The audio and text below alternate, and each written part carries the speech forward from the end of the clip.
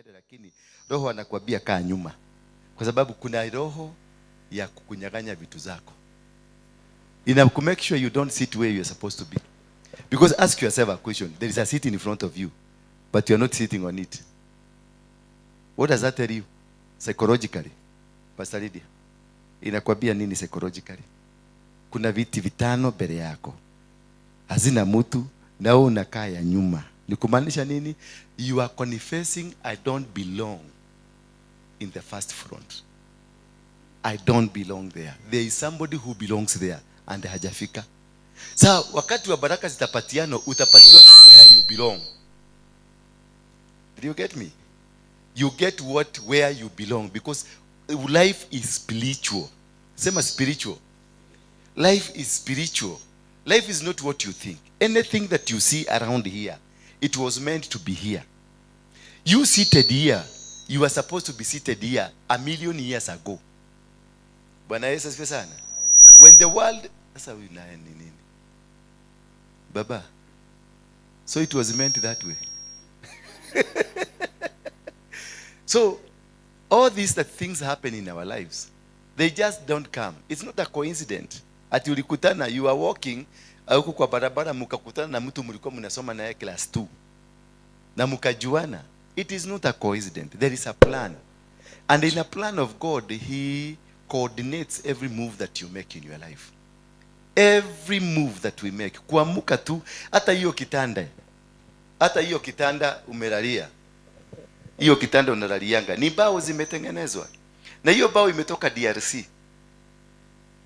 Ni mahogany, kama wale kama sisi tunalaliaga vitanda za mahogany. Unajua Mr. kama Karagwa analaliaga za Cyprus kutoka Moro. At least hata kama hautasafiri, tafuta kitu international uiweke kwako. At least inaweza kuvuta mvuto international. Because these things, we attract them to come to us. They are there, but you need to attract them. You need to bring them closer to you. Life, when life is spiritual, you command. We command our lives. Things will not just pop atili pop na ikaanza kuhappen. No. Hiyo muti, hiyo kitanda unalalia ya mahogany imetoka DRC Congo. Huko Kisangani, katikati huko. Muti hiyo ilikatwa. Na before ikatwe ilimea. Ikakaa miaka 100, miaka 50, because there wale wameenda huko, miti ni minono kabisa. Nono kabisa, ni kama nyinyi hawa, kama saba kama nyinyi. They are logs, big ones. They have been growing all those years. Alafu inakuja, inatoka Kisangani, inajikuta kwako kwa nyumba ikiwa store. Do you call that a coincidence? It was by plan of God that this will happen. Hiyo muti ilikuwa in mind your name. Hiyo muti ikikuwa, you are counted in that tree. That this tree will form a bed in your house. So nothing is there. This house, as I normally tell you, it was constructed in 1930 by the Jew. Wale wanafaanga kakitu hapa, ndio walijenga hii nyumba. This is the only oldest buildings ambazo hazijajengwa na Freemasons. This one, Kahawa House, all these buildings mpaka KPCU kule chini. They are the only oldest buildings that were constructed not by the Freemasons, but the people from the Jew, from Israel. Because they had a plan. The Jews,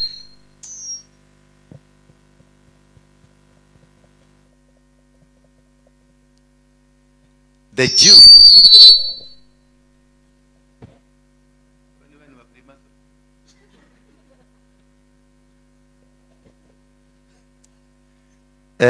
Jew, they had a plan to settle in Kenya, not in Israel. They had chosen to settle in Western Kenya, Kitale, from Eldoret, going mpaka huko Kakamega. That's where the plan they had. But they disagreed with the British colony. So, as they planned to come and settle here, wakaanza kujenga, hizi zilikuwa ni food stores. Hizi nyumba. This one, zote hizi. Ndio maana coffee board walizichukua, because they were food stores. They are all named after food. All of them. Kutoka hapa, Kahawa House, Coffee Plaza, Uende farmers, sijui hata farmers, KPCU, zote mpaka wakulima. They are named after food. Because this is where they were building stores zao. Ukiangalia hapa ni kuficha, tulificha, si ati tulikuwa tunataka kuweka hizi. Kuna shimo hapa katikati. Na hiyo shimo ni kwa breather, because this was a store. Hapa kuna shimo hapa. It was a breather. Huko kukote ukiangalia imejengwa in a store, because it was meant for their storage of food. But coincidentally, the British colony wakawanyima tu, wakasema wasikuje huko. Alafu their fathers wakawaambia sio hapa, ni na huko. But they had chosen here. Kenya was their final destiny. And that is why Kenya finds itself to be a country that is well loved by those brothers there.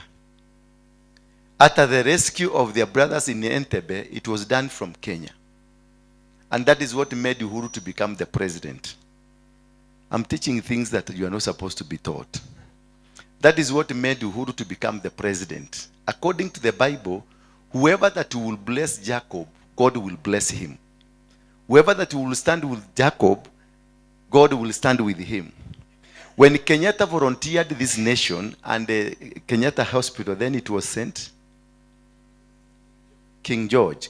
Then it was King George. Then they organized the army from Israel to go and rescue the brothers in Entebbe. Then they were brought to King George for treatment. That act ndio ilifanya Uhuru akuwe president. Uhuru was never a president of this country. It was a gift from God because of what his father did. That is why aliingia kwa kiti akakuwa confused, because he was not a leadership material. He was a thanksgiving material. Bwana Yesu asifiwe sana. Because God will always honor his words. Therefore, what I'm trying to tell you, that is not my topic, but I don't know how I found myself there. But anyway, it is good for you, because you didn't know why you elected Uhuru. Mnaambiwa ni mwizi, mnaambiwa kwa ICC, mnaambiwa kuna banki, toa hii speaker hii hapa. Mnaambiwa amevuta banki, mnaambiwa amefanya nini, and nothing is happening. Mnakumilia tu. Why did you vote for him? Because I know you voted for Uhuru. Yeah? Why did you vote for him? Yeah? And everybody, including me. For the first time we did a walk, tulitembea kutoka Nairobi mpaka Thika mguu. For the first time, yani crazily. I'm the first Kenyan that Moi gave money. Niende nikatagasa, we want a young person. I was given by Moi 10 million shillings. Niende Thika Stadium, akaniorganizia mkutano hapo. Tukajaza watu, tukasema hatutaki wazee Kenya, tunataka kijana. And kijana huyu ni nani? Ni Uhuru. Then Kibaki were vying and all those people. And no, it was against every odd. And Moi went to kwa mama Gina Kenyatta akasema nipatie kijana. And then kijana was driving a pickup, alikuwa anapeleka meshiri kutoka kwao nyumbani, anapeleka airport. Na alikuwa mlevi ajabu. Lakini Moi akainsist nipatie kijana. And he insisted. There were good people like Saitoti.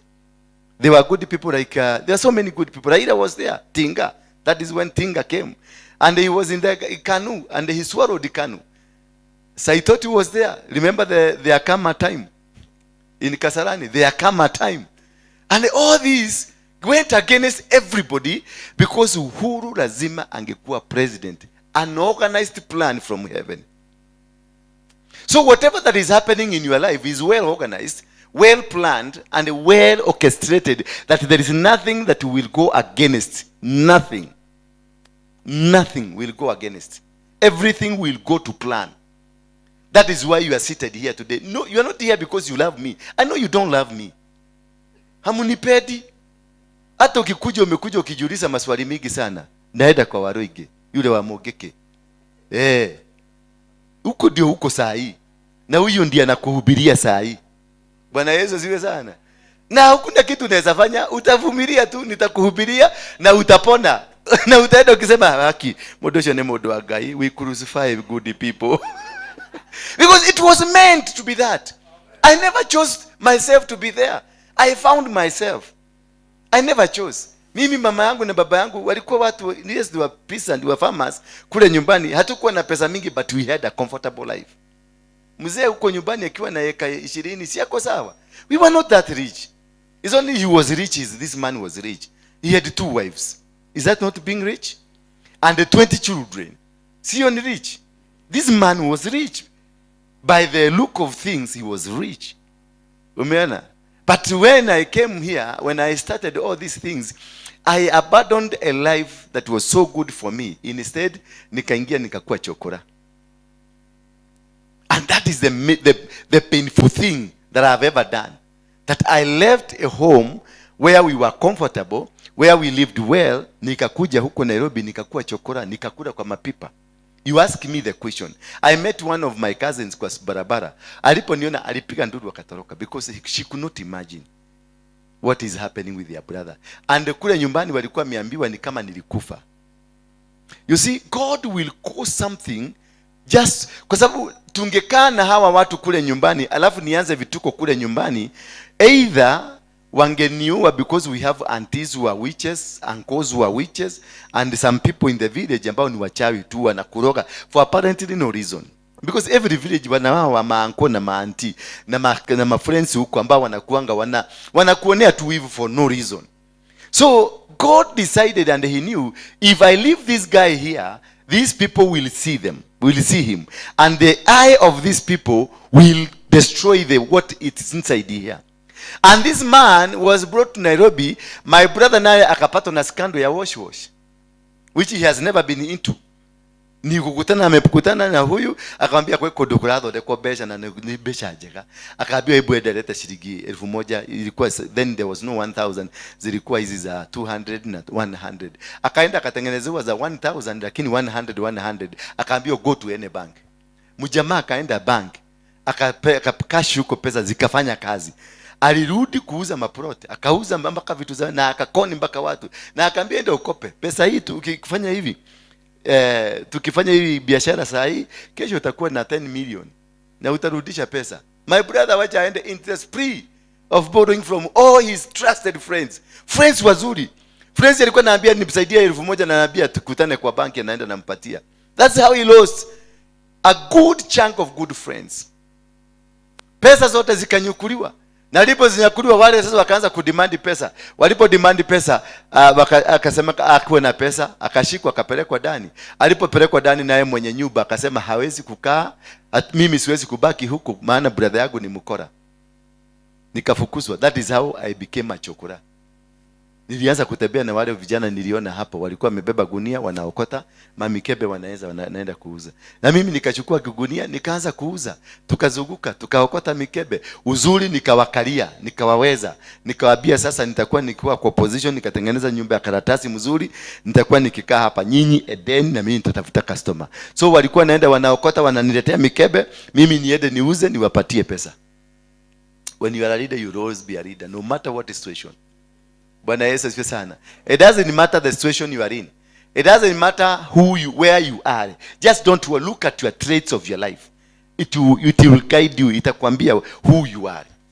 Although I not sikuwa na hiyo knowledge by then kwa mimi ni kiongozi, lakini nilijipata hao machokora wote they are trusting me. Alafu kule tunaenda kuuza, mwenye kuuzia akaniona akalisema kama huyu kanataka kama nilisikia bibi yake wakiongea na huyu kanataka kana nigogeke gari. Kai kiriate chokora. Kai kasikai kakomania thukagia cianae. So the woman of the house I can feel huyu alikutubanya tuko nauza hizi maskrab I can feel. So nilikuwa naenda ananiambia nyweta chai. Eti nywete ananiita naenda na kunywa chai, ananinulia madasi kisha ananipatia pesa nyingine. Ananiambia hii uende ukiuna mtu anapataka shida unaweza kununua kitu. I had the favor of this woman. And this woman always nikipeleka tu alikuwa nakataza wale wengine kwanza mimi niuziwe. So kila mchokora area yote wakajua ukipatia huyu vitu zako zinaenda haraka. And that is how nika gain a huge group. Vijana wote wakaanza kunifuata. Hapo ndio sasa tulitoka hapo tukaenda mpaka Githurai 45. Hapo ndio kulikuwa kuna mwago takataka. Tukaenda tukashika hiyo shimu ya takataka, tuka control. Kila gari kuingia huko shilingi 100 ngapi? Imagine Nairobi mzima ilikuwa na mwaga takataka hapo. Kila gari kuingia huko shilingi 200. Nikakuwa mdosi. Lakini sasa singetaka kuvaa nguo mzuri, kulikuwa tunavaa nguo tunaitanga kwa chokora, tulikuwa tunazita compact. Compact ni nguo ya kazi. So lazima ushikue na glue, na hiyo kinguo kikuwe na chafu na kigunia, so to deceive anybody who may think you are getting money. Tulikuwa tunatengeneza hapo, ndio tumehama, ikafungwa, tukaenda Dadora, ile dumping site. Mimi ndio nilianzisha. When you are a leader, mami. God will create every possible way for you to succeed in whatever you are doing. So don't worry of what is happening. What is happening is by the way. Ni njia moja God is taking you, is hiding you. Sasa mimi nilifichwa ndani ya chokolate ndio siku hii ya leo nikuje nihubiri. Otherwise mungeniua. Mungejua ile akili niko nayo hapa, mungeniua.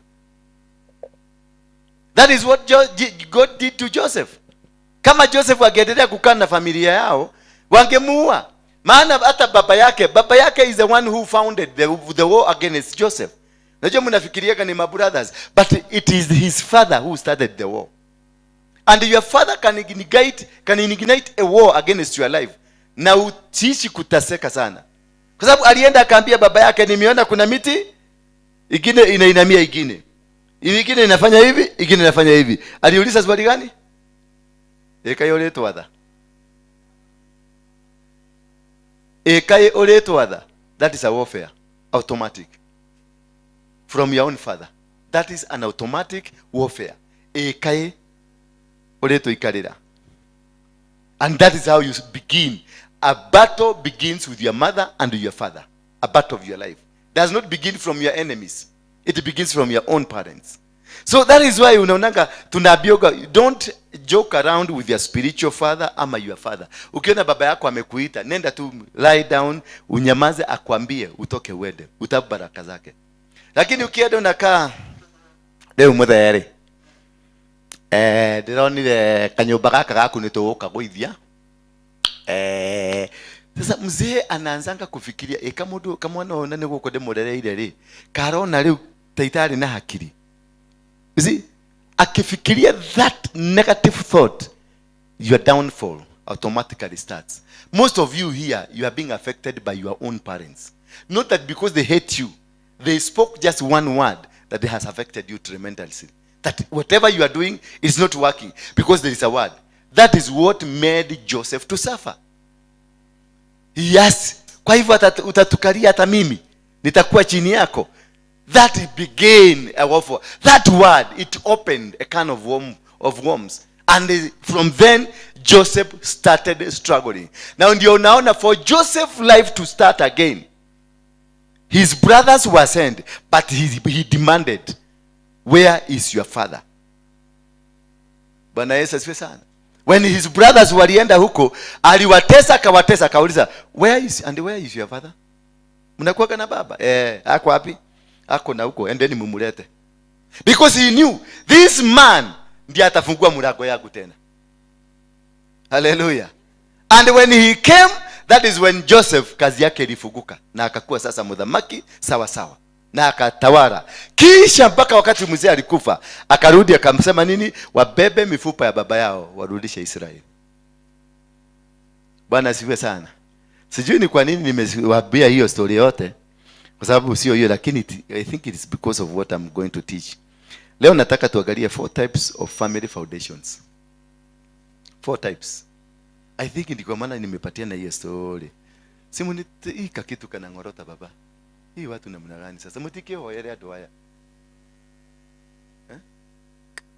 Kuturane gena gakinyari. Mari agima na kuma ho na riu moka go haria no gukoma. Maikaraga haria. Ndageria kumaikata makauga ni ndiramariria uru. Ondoa hii kitu inangorota. Unitengeneza hizi za juu. Mbona mjaweka hizi za juu? Wewe na wewe usionyeshe makelele yangu. Mnaniharibia jina huko nje.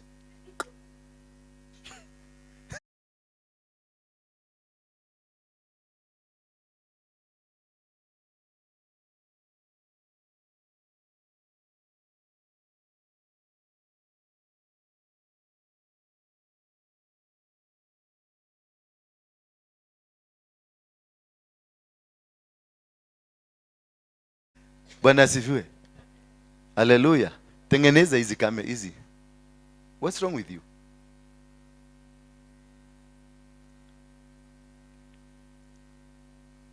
Therefore, let us look at 4 types of family foundation. Today I want to teach. Mvumilie tu niwafundishe. I don't want to preach. Kuna watu wamekuwa kinisukuma ni preach. Na sipendi kupreach. Kwa sababu hiyo ndio mnatakanga, kwa sababu hapo ndio jina itatoka barikiweni, hapo ndio pokea gari, hapo ndio pokea shamba, shika kawaya hapo juu kuna moto. But when I teach you, you will never forget. When I teach you, I will lay a foundation in your life that you will never forget. At least now, I have taught you something small about my literal life and the relationship ya mimi kukua hapa. Nilikuwa nawaambia kwamba this house was constructed in 1930. Ndio walianza kujenga hii. Na walipojenga hii nyumba since 1930 was never occupied by anybody. Walikuwa wameweka files za kahawa hapa tukikuja. Zilikuwa files za kahawa za 1936, 1938, 1940, 1941. Sisi ndio tulizitoa tukaziweka the next building hapa. So nobody occupied this house but the files. This is where the economy of the country was defiled. Bwana Yesu asifiwe sana. So when God brought me and he told me I'm going to give you this house, I went back to the history of this house. I asked them, who was the leader? How did this house become? Ndio nikapata kumbe ni Waisraeli walijenga. Walipojenga ilikuwa gara. So they build in a religious manner. Walijenga with a religious consecration. So this building is religiously founded according to the scripture described on how to do a house for the salvation of food, because for them it is natural. Hello? For them is what? It was natural. So what they decided, wale ambao walikuja kuchukua, wale decide kufanya nini? Kuweka files. My mother was born in 1930. Bwana Yesu asifiwe sana. When this house was being constructed, that is when my mother was born. So as the house started, my mother was also started. So that the seed that will come and reside in this building is also started. Bwana Yesu asifiwe sana. So when my mother is growing, the building is growing, and alongside I'm born. But once I'm born, I'm led to become a chokora. I'm meant to be taken to prison. I've been to prison 52 times for those who doesn't know. And I have been shot at 12 times, and I have been poisoned 9 times. The hangman has tried to kill me twice. All these, they refused. All this didn't work. But they had a plan to make sure I die. My mother was a Mau Mau, and she was arrested and jailed for 7 years. And before the 7 years, they had convicted that she be killed. As they were in committee with the Mokami Kemathi and some other women, the wife to Madenge, there were about 22 women that were in committee. They were the first people to be incarcerated in committee. So they tried to kill my mother because my mother was the one who was a storekeeper for the guns. And they didn't kill her. Then many years down the line, he gives birth to this gentleman, and this gentleman start behaving just like how he behaved. Because at beginning, when I was the street huko kwa chokora, ndio nilikutana na watu wanaitwa Rasta na kina Wanugu. They were my good buddies. Sasa wao mimi ndio nilikuwa nawaekeanga bunduki huko Dadora Dabbing said. Just like my mother was keeping guns for who? For the Mau Mau. Then mimi ndio nilikuwa nawaekea bunduki, lakini mimi sikuwa najua ni bunduki. Walikuwa wananiambia chukua hii kabagi uende ufiche mahali unafichanga, alafu ukuje tukupatie pesa. Then they will come the following day, they will tell me endo tuletee kabagi. I came to realize nilikuwa nawekanga bunduki. And that is how I got my first 1 million bob. When I started this thing, I started when I was 17 years. And then in my 19 years old, I had 1 million in my pocket. Na hiyo pesa tulikula vizuri. Unajua kupigana na pesa mpaka inatoroka, mpaka yenyewe inakuogopa, inasema sitakuja hapa tena, because tulipambana in 1 week 1 million had gone. Na ukumbuke ni milioni ya siku gani? Because I had never seen this money. So everybody in the Dora alikula pesa yangu. Everybody enjoyed my money. Everybody. Kila mtu, kwa sababu I was like a king. Nilikuwa naweka mguu hivi, mtu akuja alambe abe na ulimi mpaka ingare, na umpatia giri moja, chukua. Yes. Walikuwa na wanakalia hapa kwa mabega, wananibeba. Wewe mpaka naenda pale naenda kwa pole napatia giri 5. Bwana Yesu asifiwe sana. Na hapo ndio Mungu anagaliaga kama anataka kukubariki. God has, kuna siku ulikuwa na pesa mingi lakini ilienda because of how you behaved. When God gives you something, kaa chini, wachana nayo, kaa chini, enda muulize, nipatie wisdom, nitatumia hii pesa namna gani? Kwa sababu Mungu aliniangalia akaona huyu mtu ataharibika. Wenye anafanya ataharibika. Kakisichana kote tusichana tulikuwa tunanibia, twingine tunampepeta hivi, twingine tunanipagusa jaso, twingine tunakuja. Yaani kila watu hapa wako surrounding. Mungu alinyang'anya hiyo pesa, ikaenda yote. Bwana Yesu asifiwe sana. So some of you are poor not because you are supposed to be poor. It is because you misbehaved. When he gave you this, you misbehaved. Akaona I love you. No, God loves you. So when aliona hataki ukufi haraka, aliziondoa, ali withdraw kutoka kwako. Zimeekwa until you mature. So kurudi kwa hii pesa itarudi depending on your maturity. So wachana kukimbia kwa makanisa ama kwenda kwa waganga. Uliza Mungu kama alikuwa, angalia in your lifetime kama ulikuwa na pesa na sasa hauna. Hakuna mtu amekuroga, ni wewe. Pesa zimewekwa, ziko mahali. Mungu is watching over you ama umemachua. Kwa sababu kuna mtu mwingine anaweza patiwa pesa hapa, anaenda anakojolea watu, anaambia kunyweni makojo yangu nikupatie pesa. Mimi nilikuwa karibu kufika hapo. Bwana Yesu asifiwe sana. Nilikuwa karibu sana. When aliona hiyo maneno yote, aliniondolea hiyo pesa, nikarudi tena kwa uchokora kabisa. Na pesa ikapotea kabisa. Ndio nilitoka hapo nikakuja hapa Mukuru kwa Ruben. Huko chini kwa kabuni nyingine ilikuwa inaitwa Ramji.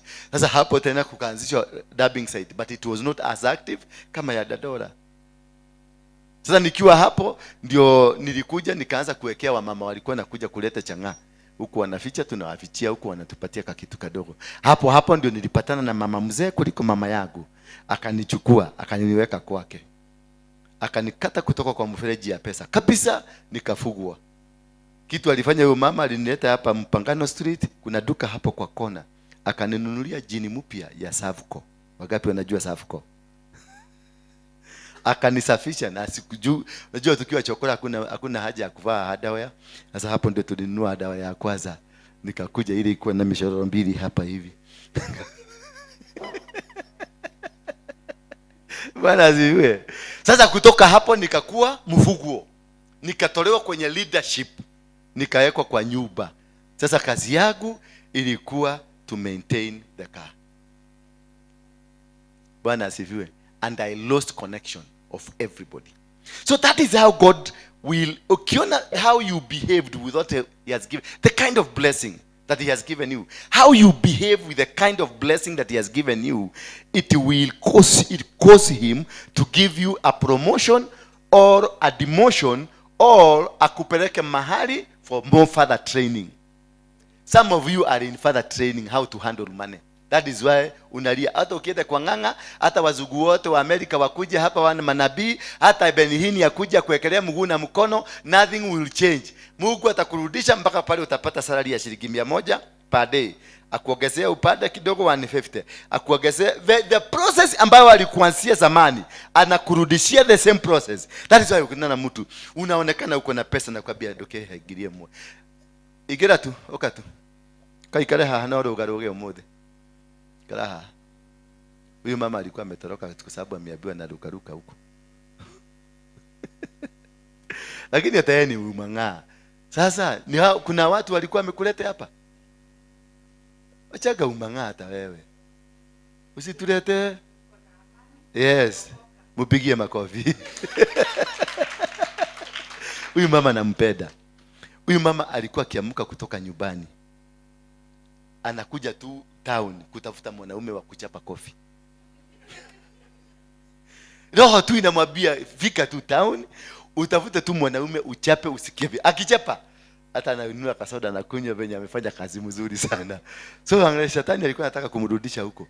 Aendelea kuchapa wanaume kwa sababu hiyo kazi alikuwa amepromotiwa na shetani. So what I'm saying here, it's that when I misbehaved with the ritual that God had given me, he demoted me and took me to a class because I was not mature enough to receive the blessing. Could you be facing the challenge you are facing because of your maturity? Because I can see you are millionaires. I can see all these people are millionaires. So I can see even billionaires here. But you, if I ask you to give me 10 bob, utaniambia sina. Nikikuuliza 1,000 shilling, utaniambia sina. But in you, you have a million. You are a millionaire. You are not just an ordinary woman. You are a very special woman. You are a rich woman. You are a kingdom financier yourself. Bwana Yesu asifiwe sana. But muulize, muitishe tu 500, hata kupatia. Atakwambia kai, modu wa kai. Kekiuagweta. But in the spirit, I can see all of you. You are so rich women, men and women. You are so rich. Hata mimi niangalie nikiwa chokora, yule mama nikiwa mweki pale alikuwa anasema kana nataka haka nikima, mpaka ananihurumia, anatengeneza chai ninakunywa, ananiambia kaa hapo kunywe, ananunua mandizi hapo nikunywe na ninakunywa. She saw something in me because much later Mungu aliniletea pesa, nilitajirika. I was rich and I'm still rich and I will be rich. I will never be poor again because I understood the principles of the heaven. Nili understand how God wants you to live. When he gave me the 1 million, I misbehaved. Akaiondoa nikaenda kufugwa na mama mzee kuliko mama yangu. Mama mwenye mama yangu angemuita mama. Yes. Au niwe amenya kuga muno. Na nilikuwa comfortable. Because wakati huyu mama alikuja, mama yangu alikuja kunitafuta after 4 years of searching me. Alikuja hapo Mukuru akanikuta kwa hiyo mama. Nikamuuliza, nikashika sasa hiyo kimama. Kagonyite tu. Nole mudhuri. Nyaratuona. Tukahorithie. Wewe, sina ubaya, ni I'm demonstrating. So nikashika huyo mama, nikamshika hivi. Nikauliza mama yangu, nikimuragia mutumia wakwa. Mama yangu the next minute alijisikilia Kenyatta Hospital. Alianguka. She just went down. Mpaka Kenyatta Hospital. Kumbe hiyo ni sacrifice mama yangu alitoa. Siku 2 days later, mama aliniambia niweke safuko yangu chini, kiatu ya safari kwa chini, ya safari boot chini, na ile kikofia ile ya watu ile kikubwa hivi. Niweka chini, akanirudishia compact yangu. Ile niliingia huko. Kwa hivyo wewe wanaume wale wanapenda kuwekwa, kama umewekwa na uliingia kuna tugua, hatukutupwa, tuliwekwa mahali. Wakati wa kutolewa huko utarudishiwa nguo zako. Mimi nilirudishiwa nguo zangu. Kumbe God did something. Hilia sasa kijamaa kimekuwa, maana nilikuwa nateswa. Huyo mama alikuwa natoa nguo zake za ndani ananiambia niende nikaoshe. Huyo mama nilikuwa namuoshea nguo, anasimama hivi ananiambia nioshe, nisugue, ninamsugua, sugua huko namsugua, ananiambia niende upike kwa jiko upike chakula. Napika chakula, namletea. Kufika hapo pale namletea kwa sababu zile nyumba za Mukuru ni tumabati, ni tunyumba tumekatwa hivi kama haka na haka na haka. So alikuwa na hii na hii na hii, hii ni ya kuzia chang'aa, hii ni sitting room, hii ni bedroom. Sasa hapo kwa kuzia chang'aa ndio kuko na kitchen. Baada nikipika nakuja nampelekea pale. Kwenda mpelekea pale unakuta kimwanaume kimumwekelea mguu hivi, unampatia chakula na ni bibi yako. Na ukuna se. Na ukijaribu kumwangalia unanyanyuliwa kofi. Twa! Unaambia niki, rasho there. Tukiweka bido, unaenda unachukua nguo. Anakusanyia nguo zake zile za ndani na zingine anakuambia ende washe. Na anakuambia ende washe hapo nje ndio watu waone what you are doing. Because of what I did with the blessing, the little blessing God gave me. So God will withdraw from your life. And once he withdraws, he will be put into a formation. Utaanza kutengenezwa na kuundwa. Na kuundwa kwako utaundwa mpaka ukitoka hapo. Ukipatiwa kitu unajua kuhandle. Bwana Yesu asifiwe sana. So kuna watu hapa, you are suffering not because you deserve to suffer. You are suffering because you are in mashini ya kukutengeneza. Ndio nimeona umefinywa huko mpaka umegia ile size 8 ile mnatakaga. Ni figure 8. Figuration. So, before you start moving from whether that dukata yagai. When wedira kwani ya YouTube, adirona we na solution ya maisha makwa okay gukwira ma. Don't expect any mercy from me, because I am experienced man who has been taught.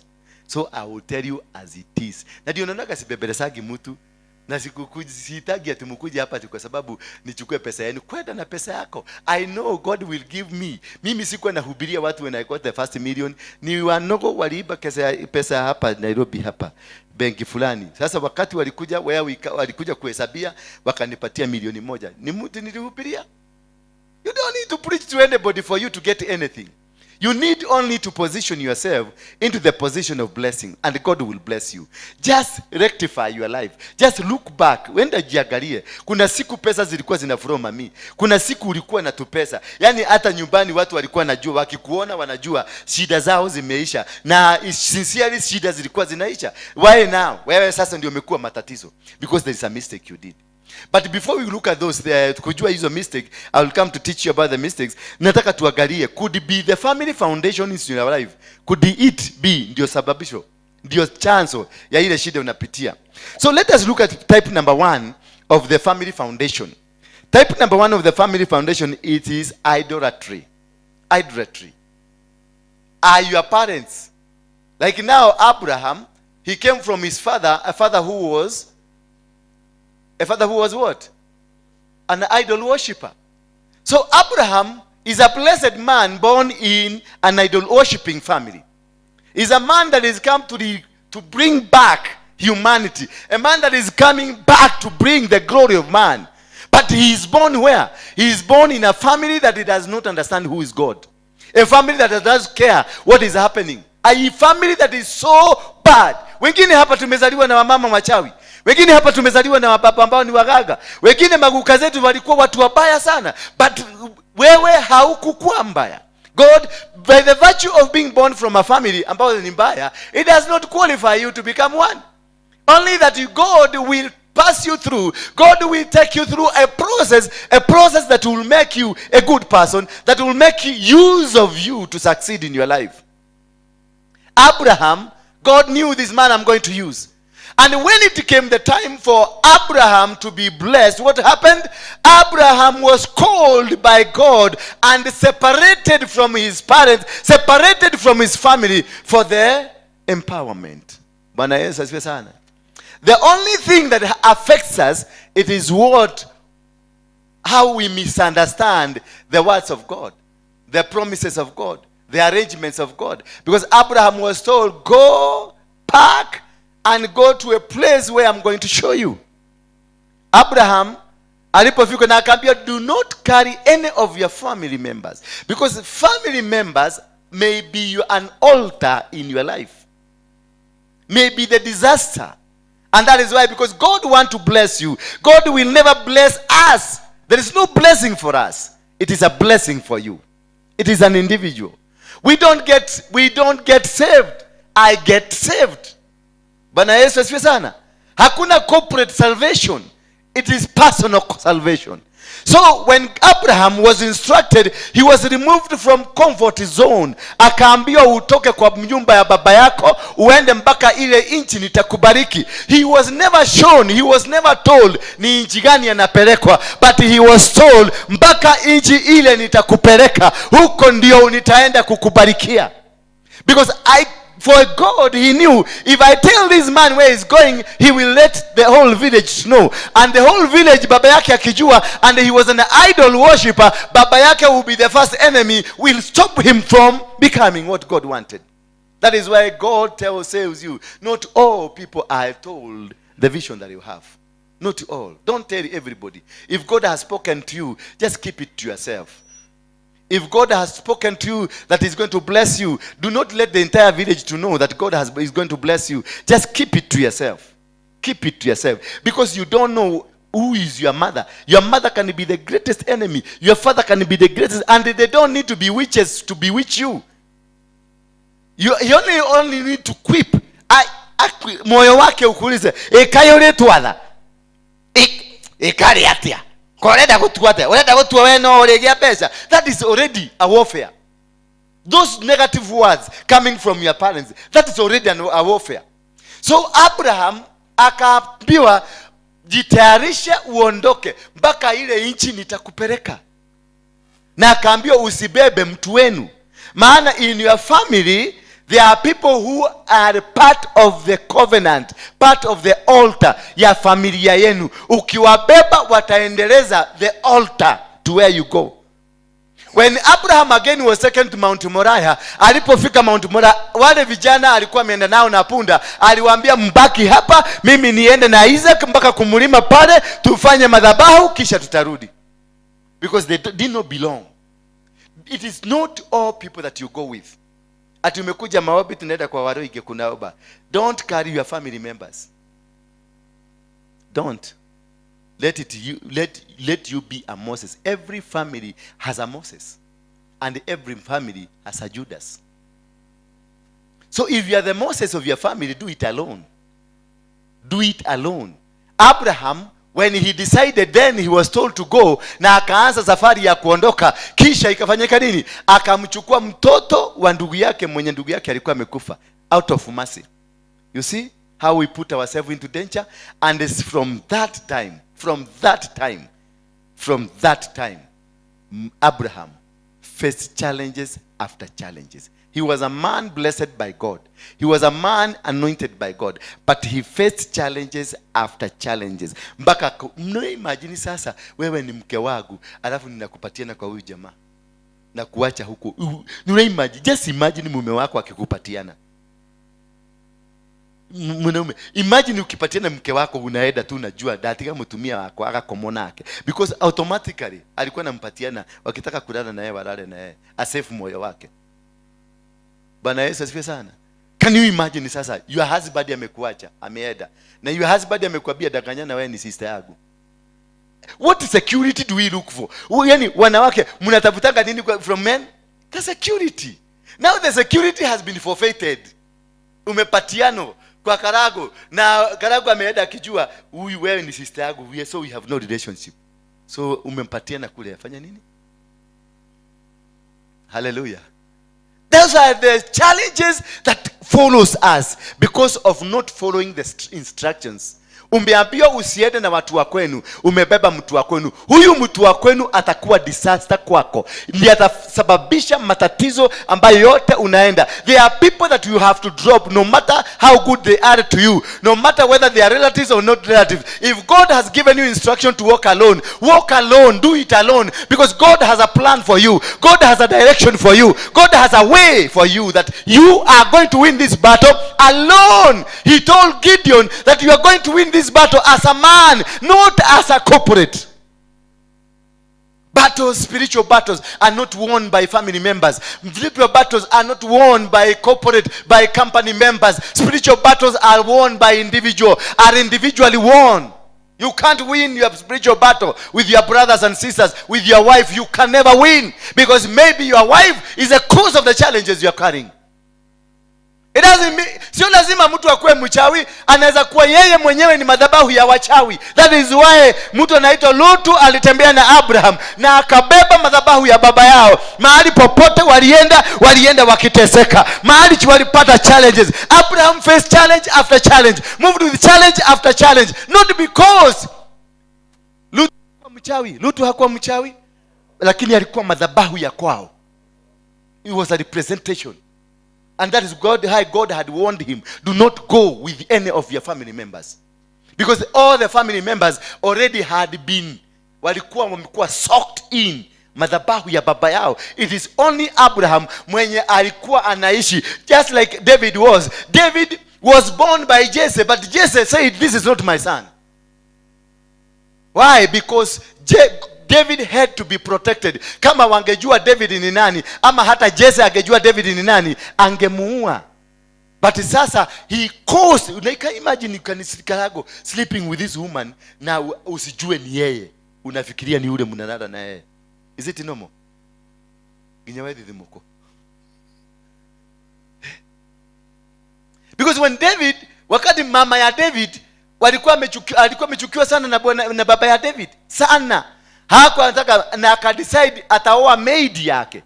Mpaka maid wakati alijua huyu mzee for sure he is putting this woman out, maid aliorganize na mama, akaambia mama, kwa sababu leo mimi nitaingia hiyo nyumba na nikiingia kule hautaingia tena, itafugwa. Sasa wacha tutengeneze plani, uende ufanye ya final.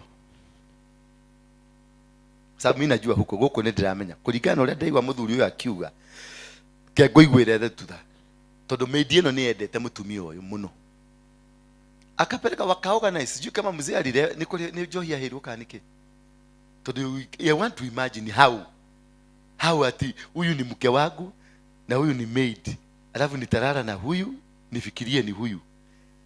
Hiyo ndio inataka kisugumkuti ya Mungu, the plan of God. Because mzee alilala usiku akakamata bibi yake na akasikia bibi yake ni mzuri na alikuwa anamchukia akifikiria ni maid. So God will cause something to happen in you that you cannot be able to know what it is. Mzee alipomaliza mama akachomoka akaenda, maid ikakuja na ikarudi huko, mzee anangorota. David kakaingia, na siku hiyo ndio bego ya David ilikuwa imetayarishwa. So when God has planned something in your life, everything will work.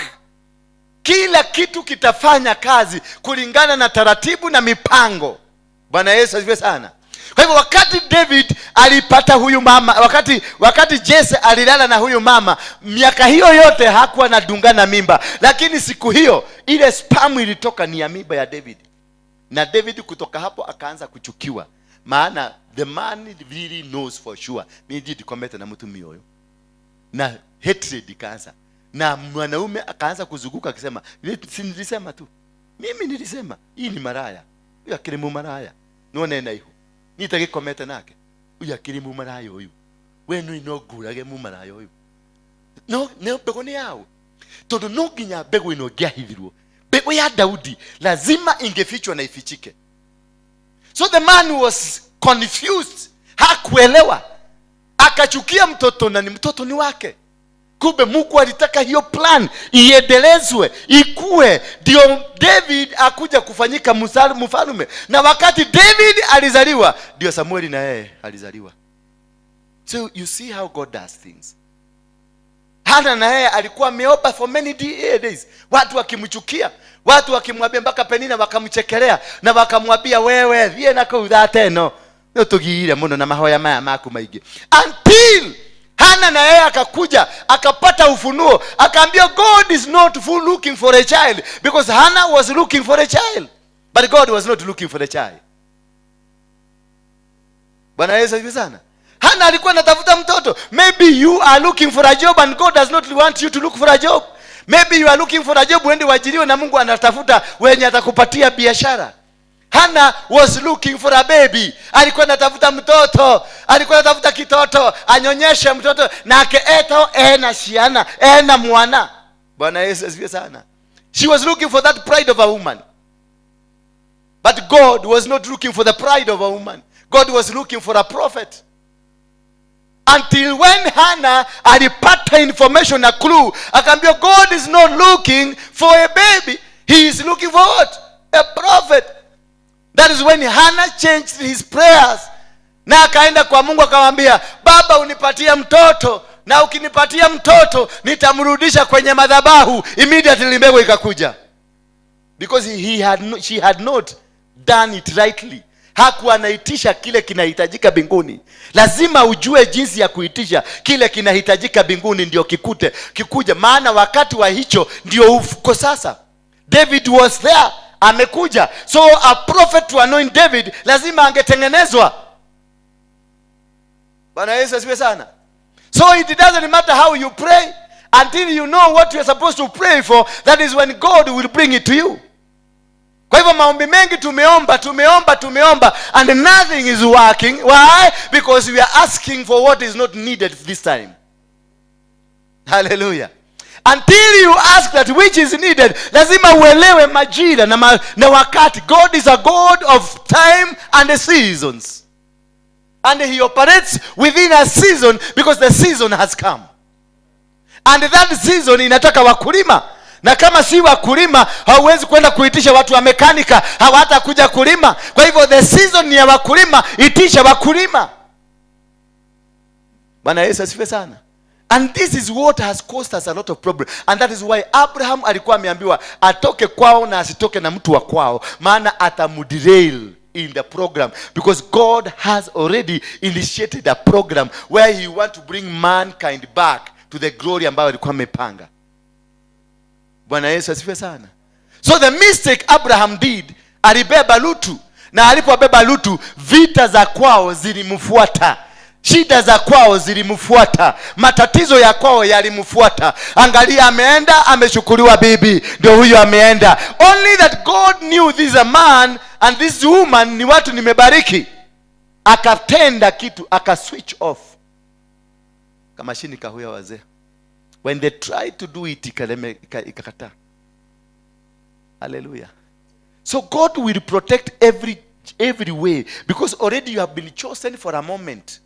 You'll be chosen for this moment, for this occasion, for this time. You have been anointed specifically for this. So God will not allow his seed not to work. God will always protect it. But because of your mistake, there will be some challenges in your life. That you see, you have a penetration, and the penetration, yes, you are going, but a lot of challenges, because you are calling a lutu. A lutu was a representation of idolatry, idol worshipping, because his father was Terah, and Terah was an idol worshipper. So wakaenda wakakutana na watu wanaitwa Wafilisti, wakapigana vita, wakaenda all the places walienda, there were challenges until this man, when God now said that enough is enough, that is when this man came. Lutu akaambia Abraham, wewe nduri na kiogo kiega muthe. Akamuuliza ati wauga ataka mwana, ndauga wewe nduri na kiogo kiega. Because they were fighting over a piece of land where they were grazing. And this piece of land, because I've been there, it is about 20 acres of land. Na walikuwa wanapigania malisho.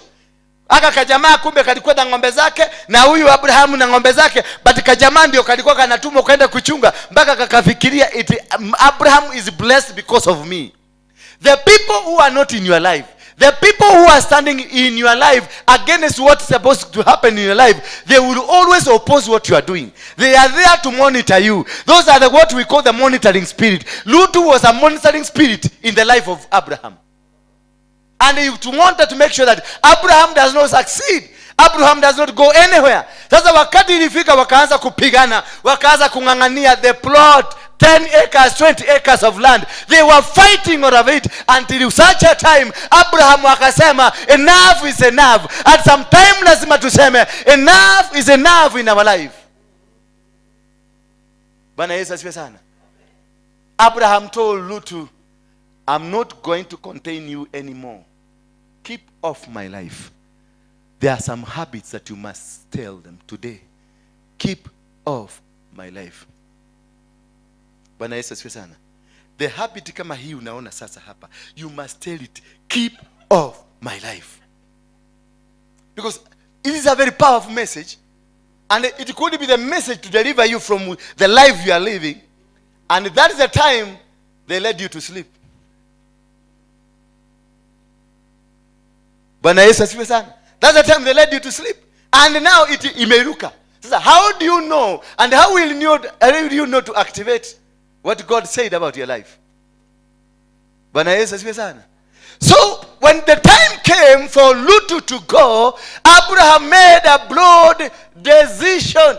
Akasema, yakambia Lutu, take what you think belongs to you. Sometimes there are things that you have to say, take what you think is you. You devil, take, chukua chochote ambacho unaona ulinipatia. Take it. Kama ni gari chukua, kama ni mke chukua, kama ni nyumba chukua. I will walk alone because I want to stand with my God alone.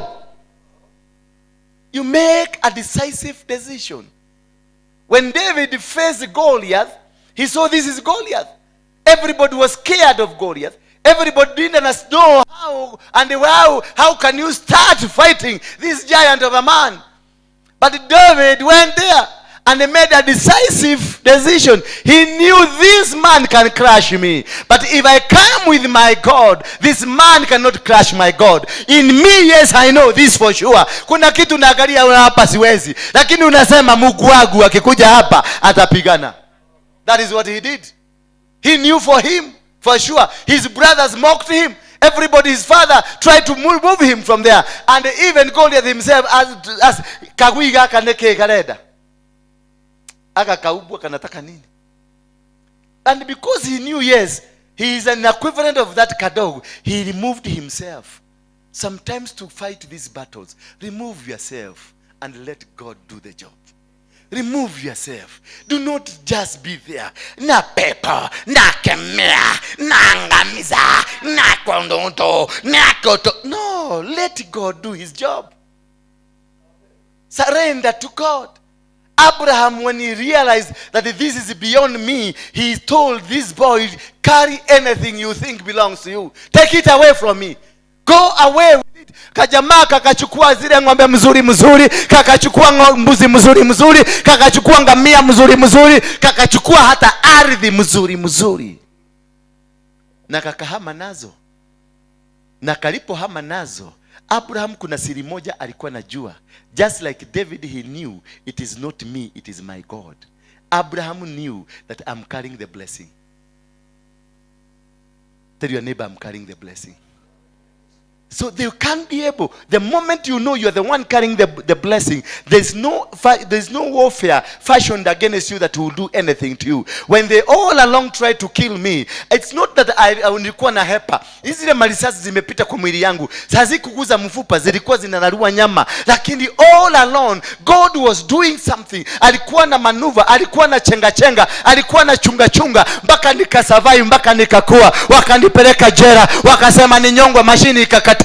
Wakaniweka kwa mashine nyingine ikakataa. Wakanipeleka jela, wakasema niozee, jela ikakataa. Everything refused to do against me because God had a plan for me. Tell your neighbor, God has got a good plan.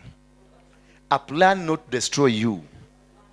A plan to prosper you. When Abraham decided madhabahu ya familia lazima ni deal nayo, na kudili na madhabahu ya familia ni kuondoa familia. Sometimes you have to delink yourself from your family. Kwa sababu the problem hiyo ya hasira imetokana na nini? Na familia. Si hasira si yako. Hiki kimwone na kio yako. No, the spirit ambayo inakutawala imetokana na familia. So he decided immediately, akarealize this is the problem. Akaambia kakijana, take anything you want from me. Na kakijana kakabeba kila kitu na kakaondoka nazo. Kalipoondoka kalipanda pande ya Sodom na Gomora. Naye mzee akawachwa juu ya mawe. Mzee alipowachwa juu ya mawe, immediately in the book of Genesis, the Bible says, immediately Lot left. God opened the eyes of Abraham. Bwana Yesu asifiwe sana. Immediately, the same hour, Lot aliondoka, macho ya Abraham ikafunguliwa. Kwa hivyo kuna macho ya mtu imefungwa. Sio kwa Shetani amefunga, ni Mungu amefunga, because you are carrying the wrong baggage. You are walking the wrong way. You are in the bad position. You are in the bad area. You are not doing the will of God. You are in the opposite direction from God. That is why God has made you. Amekufunga macho usione chochote, ndio usijue na usijue anything, so that you may not reveal more to the devil. That is why you are suffering. Ni Mungu amekuvuga macho. Sasa ukiendelea kwa maombi ya kusema shetani ashindwe, si shetani, ni Mungu. So you are doing a wrong battle. Niko higwo higeto maitho. Nigetha ucio mwinake kiu ukuwete wabe okigete. The day you drop it, God will come. The day he dropped this lutu, the day you drop that boyfriend of yours, the day you drop that girlfriend of yours, the day you drop that business uko nayo, the day you drop whatever that you are doing now, the day you will stop that habit, the day you will stop that character, the day you change the way you are looking at things, God will come in. The eyes of Abraham opened. And you know what? It was amazing. It was strange and amazing. Because he was taken to a mountain like this one. He was taken up there. Na akaambiwa, ebu angalia mahali macho inafika. Akaangalia akaona blue, dunia na sky zimeshikana. Akaambiwa, that is your land. Akaambiwa, turn this way. Angalia pale inafika. Akaambiwa, that is your land. Akaambiwa, turn this way. Akaambiwa, pale inafika, that's your land. Akaambiwa, turn this way, that's your land. I'm telling you, it was crazy because they were fighting over 20 acres of land. Kumbe he owned everything. Hata huko kakijana kameenda bado ni yake. Kumbe there is something big for you, yet you are fighting over a small thing. Kumbe Mungu already has blessed you. Kumbe you are such a blessed woman. Kumbe you are such a blessed man. Lakini you are fighting over a small thing. Ati niradi onurado karoga haha. Radio kehiuragia marida na goko. Urate idio munyaka waku niki. Marako herie kirathimo ine gyaku niki. Dutige orimo. Sit where God has brought you. Sit down. Wakikuzungumzia na nabii, hapana, you are a devil, get out of my life. He told Lutu, get out of my life. Chukua. Kalutu kakachukua ng'ombe mzuri, kakachukua kondo mzuri, kakachukua kila kitu mzuri. Kalipofika pale zikaanza kuwa viwete, zile ambazo ziliwashwa mbaya mbaya zikaanza kuzaa mapacha mapacha. Alafu Mungu akasababisha mvua kule. Mvua ile inanyeshaka kule Murang'a, ile ya maporomoko. Ikaporomua ardhi kule, kijana alienda ikateremsha mchaka kwa mzee. When you are carrying the anointing, do not panic. Hata wakisema wanakuja kukigeuzia, do not worry. Do not be worried, man. Tembea tu kama unajua, unatembea ukijua, I'm carrying the anointing. I'm carrying the blessing. You are blessed. Wakati alifunguliwa macho hivi, akatazama, akaambiwa tazama this side, akafungua, akaona ni mpaka pale dunia imeshikana kule. Akafungua ingine, akaona ni mpaka pale dunia imeshikana kule. Then he was shocked to realize, I've been stupid in my head. Most of you here, you are very stupid in your head. What is yours, you are carrying it. It is in your hand. He asked Moses. Moses was crying that maadui ndio wale, because every person in the society walianza kulia ati kule Egypt hakukuwa na kaburi, siketupeleka tukae huko kule Egypt, kwani wewe unataka kurafa geti atia, kurafa geti maudu, kurafa geti ukiturageta huko jagwani. Baka Moses yakafiri hata nikaona kweli I misled these people. Akaanza kulia akililia Mungu. Then God came to him, akamuuliza, you stupid man. Because I think God alimuuliza maswali kama hiyo. Because hii kamuti ameshika kwa mkono is the same kamuti aliyagusa kakakuwa nyoka, kakamesa kila kitu. Hii kamuti ndio amekuwa nako kakifanya miracles. Akamuuliza, wewe you stupid. Nigeke wenyite tena gwako. Atene kamuti kariko. Kali akatwe kile nyoka. Dole na kiogo kega. Hebu goga hiyo maji. Akagoga ikapasuka. Kitu akifanya. So most of things that you have them. You are not going to get them from anywhere else. You got them. This mubakora ya Busa alikuwa nayo, alifanya nayo miujiza hapo mbeleni na miujiza ikatendeka, lakini alipofika hapa kichwa ikakuwa iko na maji. Kejua thank you hold at wa mwegoko. When I see you are a millionaire, you have millions of money. When I see you are a rich woman, you should be driving a brand new Range Rover. Sio nyumba gari imekaliwa hivi. Hiyo ni sisi. Bwana asifiwe sana. So the idols of your family can cause you to stagnate until the day you drop them. Until the day Abraham dropped Lutu, that is when his life began. That is when his promises ate ukaige hata jata sialeni, ukaige hata mudhaga wa ilieni. There is a prophetic word over your life, but it is not working. Why? Because of the baggages you are carrying. Because it was in Mount Moriah. A prophetic word was released by the angel himself. That okaigeha tamudhaga wake natajata siake. But was he? He was stagnated with this kaboy. He was stagnated with the Lutu. Nothing was happening. There was a prophetic word over his life. But the prophetic word was not working. Why? Because he was carrying baggages. There is a prophetic word over you.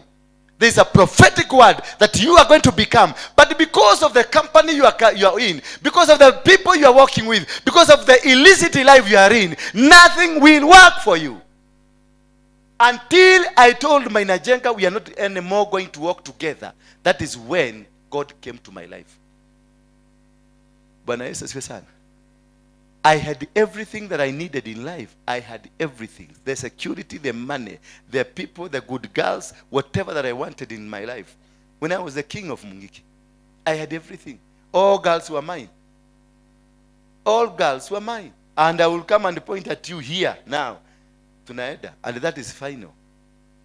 Bwana Yesu asifiwe sana. I had every car. I am the one, this car called VX. I was the third person to import my own. I brand new. The first person ya kuimport alikuwa Gideon Moi. Namba 2 alikuwa John Motudho. Namba 3 alikuwa mimi. Zimefuatana KAM 888, KAM 887, KAM 886. Lakini that was a luxury that never gave me comfort. I used to go along with 12 cars. Hivi nikitoka hivi like a president. But I didn't have comfort. I didn't have anything. I didn't have peace. Nilikuwa nakomboa Serena, nakomboa Intercontinental na Stanley Hotel. One night, napo nalipa 60,000, napo 70,000, napo 100,000. One night because of insecurity. Until when I told my cousin Maina, this one nimewachana nayo. Hata wewe nimeachana na wewe. We will never walk again together. You are my cousin, yes, but we will never walk together. And that is when I had a drastic change. Yes, I lost everything. Nilipoteza kila kitu. Magari zote zilichomwa, manyumba zilichomwa, kila kitu kilipotea. But I found a new lease of life. I found my God. I found my peace. I found my future. I found my dignity. I found my way forward. I am what I am because of that one decision that I made. It was a drastic and a very dangerous decision because they haunted, walinifukuza, walinitafuta waniue kwa sababu nimekuwa msaliti. They were unable to kill me. Beko ya gai diuraga. Mwadhani ya gosho. Beko ya gai dekagatea. Diuraga.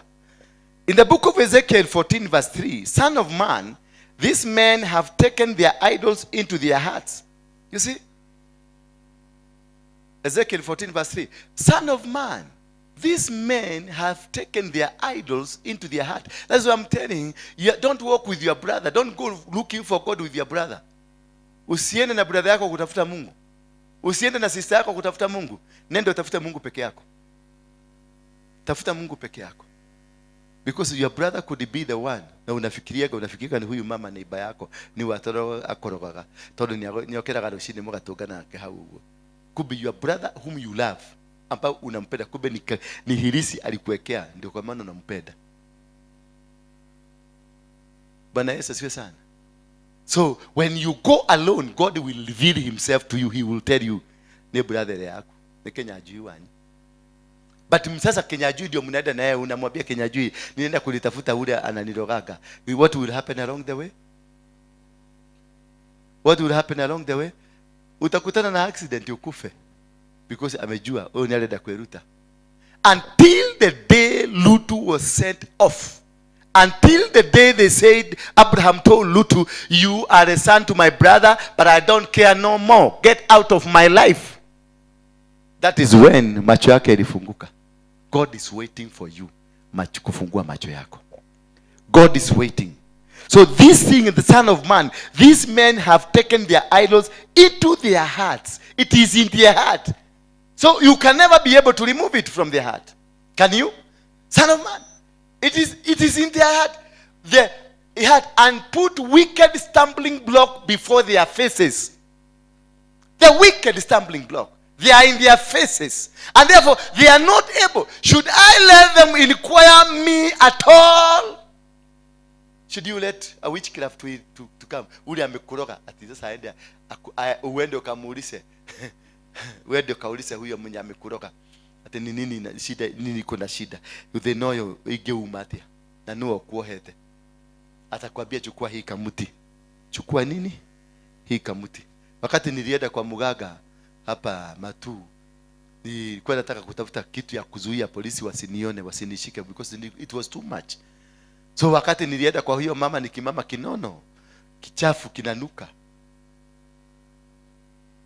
Mutumia mutugu munugu dedha baga. Una imagine wale wanakaaga kwa hiyo shiraini, hawaogi. Alafu mpaka unajua achana na hiyo story. Alinipatia kakijiti kamwile mti inaitwa kakikuyu, wanajua mokidoli. Hako nilinunua 300,000 na busibiri na kukubiri. Kamuti kamukidoli atu ilio wa Kenya nyorero wa Kenya wana faridi shioka wake kanuka. So kushuka matatu hapa country basi hapo. Kushuka tu hapo hizo gari za kutoka matatu Matu. Kushuka tu hivi.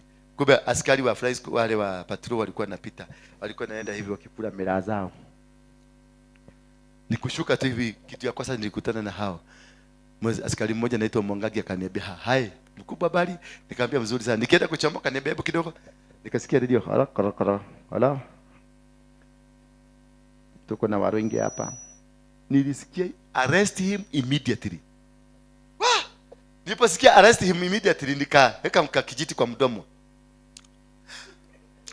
Nilipo venye natafuna nikasikia lala chini, bunduki zikapigwa, watu wakakuwa dispersed. Nikararishwa chini, nikarara chini. Venye nikiwa chini nikakatafuna kabisa mpaka na meza mate. Ndio wakuwe blind. Hapo naambia na wakuwe blind. Ndiko naambia kamuti, wafanye wakuwe blind. The more I told it to wafanye wakuwe blind, the more they saw me, the more friends could came. Kutoka siku hiyo nilienda jela miaka 6. From that day. Shilingi yangu 1,300, kuku 2 na busi. So how do you go inquire from these people? There is nothing you can inquire from them. They got no power. They got no power at all. Bwana Yesu asifiwe sana. You have nothing to consult. Being involved in this kind of occultism, idolatry, you find yourself umejiinvolvisha into the occultism. Hiyo maombi unaonaga, hiyo maombi ya kwenda kwa madefiner, hiyo mambo unaonaga unaenda hivyo. This is what has really cost your life. Going to seek, to ask them, nione. Bwana Yesu asifiwe sana. All this idolatry and occultism is an iniquity before the eyes of God.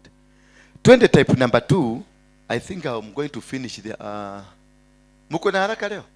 Hii ni saa ngapi? What's the time? 1:24. So we have mnaenda kazi? Ngapi wanarudi kazi? Siandike kama message umwambie bosi kuna kitu inaendelea ambao ni muhimu kwako. Tutonge? Na wewe? Twende kazi, si ndio? Haya, tufanye hizo zote 4. Yeah. Then number 2. I think you have understood how this will cost you. Being idolater. How it causes challenges, how it has affected your life.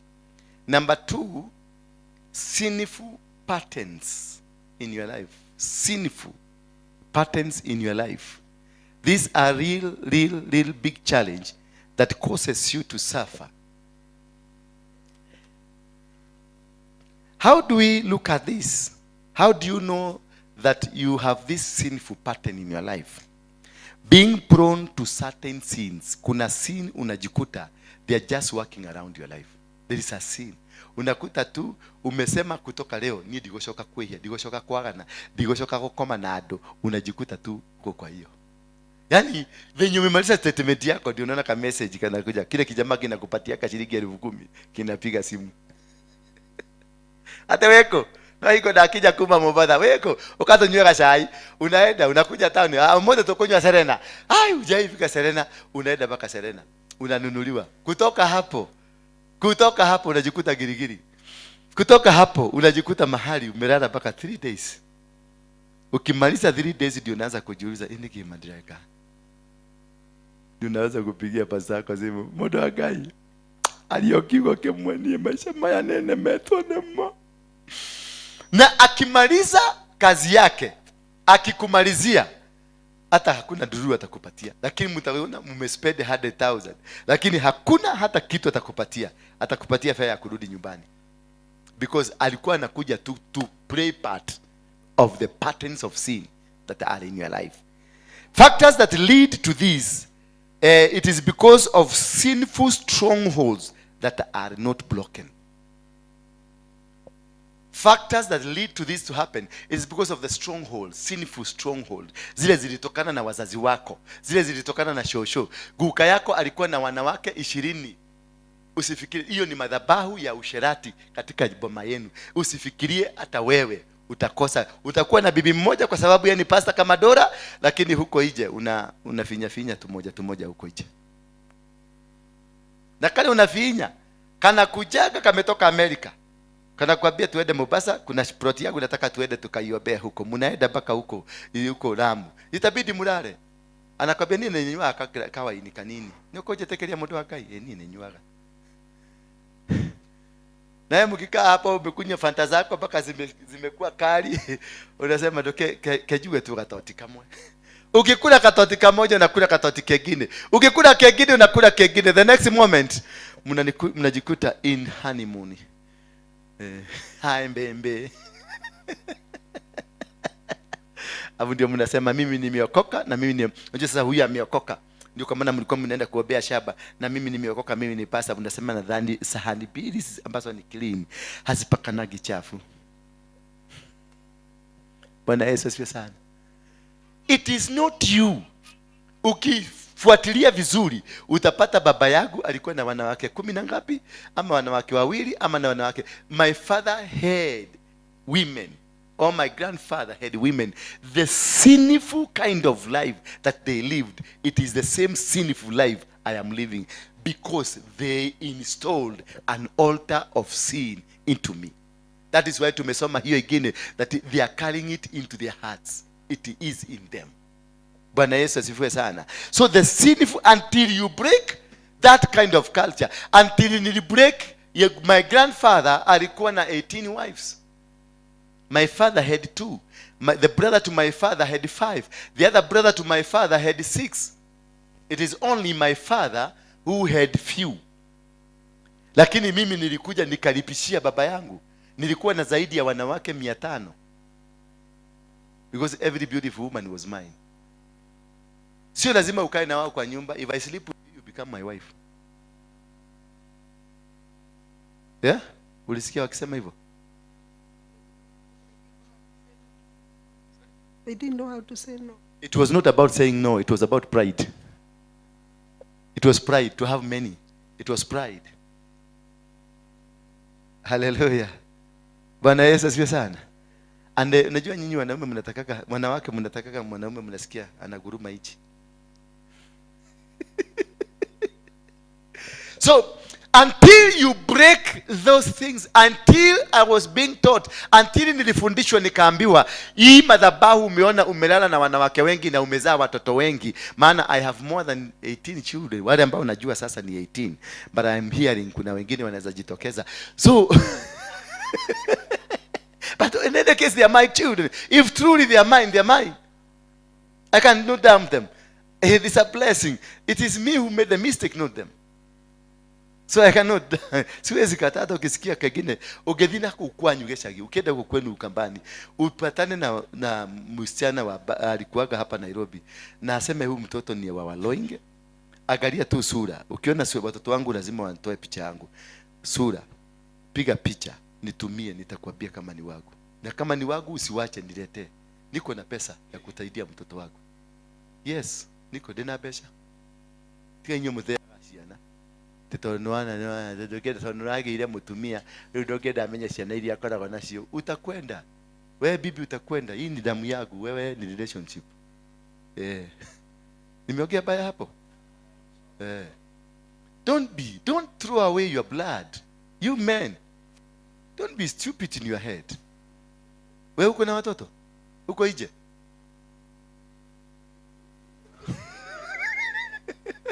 Ameruka. Kwani uko na mke wako hapa? No, leka.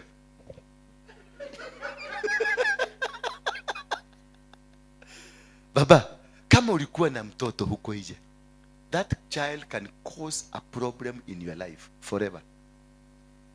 That child ako Kibera anakula mafi, na sasa uko na wako wanakula sausage na wanakula mkate iko na bluebird na kila kitu, you will never see peace. Tafuta huyo mtoto umlete. Mama akileta shida, wewe toa shida yako. Huruma kama mwanaume, huyo mtoto akae hapo. Ama mtafutie mahali akae mzuri. Mtoto wako asiwahi lia uko nje akisema nale korone de fafa. Asiwahi lia. You will never succeed in life. Wakati mke wa Ruto unajua Ruto ni kajogo. Ruto hakuna mahali. Hii watoto wote unaona kwa Ruto ni bibi alikuwa anaenda kuwaleta. Akisikia mtoto wako Mombasa, bibi anateremka Mombasa. Ruto akikuja anakuta kitoto. Anakiangalia, naona huyu ni mimi, anasema anaenda. But that is what has made him to become the president. Bwana Yesu asifiwe sana. Don't dump your children. It doesn't matter. They are not a mistake. You are the mistake. Wewe ndio shida. You are the mistake. Don't mistake yako usiweke kwa watoto. They are innocent. Mimi wangu wote niliwachana na hiyo story 2000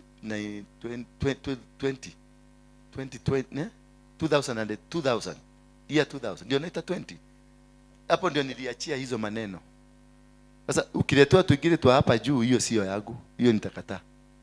Lakini kutoka 20 kurudi nyuma, na watoto wangu wengi wote they are between 22 years na 17 years. Wote the all 18 wako hapo. Nikiwa kedra na kamweno gatheka. Ikegwere. Do you know why God loves me?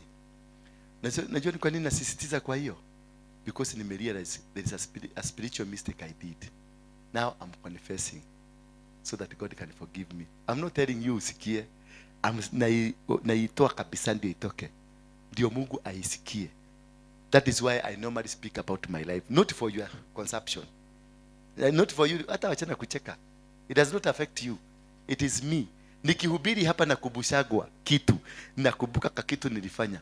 Kuna siku moja nilikuwa nikihubiri kuhusu watu wa kutoa mimba, watu wa rape. Nikakumbuka kuna kasichana tulirepu mahali. Nilisema tu hapa kwa madhabahu. Na hiyo kitu Mungu akaiondoa. Confess anything that you ever done for God to set you free. If you don't confess, utakufa nayo, it will destroy you. Don't live a hypocritical life. This life is between me and my God, not between me and you. You are not going to take me to heaven. It is myself that is going to take me to heaven by confessing everything that I did. Na by the time nitoke hii dunia, nitaconfess kila kitu. Na ninakumbukia tu hapa kwa madhabahu nikiwahubiria tu. Ninaisema nyinyi mnasema you are wasting. Hata wewe ninasema hivyo, ni build a culture in you to confess. That is what I'm doing. I build a culture in you.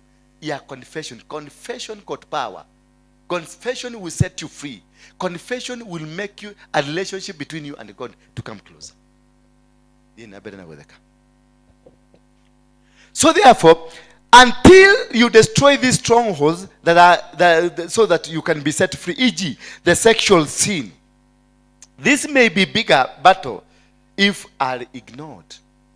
Sexual sin, it is a very huge and big battle if you don't fight it. If you ignore it, it will explode. As our family, we ignored it. Tulisahau, tukaichukulia ni kakitu kadogo. Sasa it came to consume almost all of us. We lost we lost our marriages. I lost a marriage that was very good because of what? I used to masturbate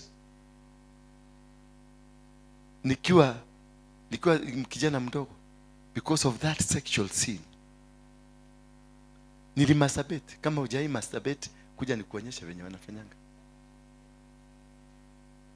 Until nilienda nikaambia Bishop Harrison Nganga, this one because then nilipomaliza beti niliwacha.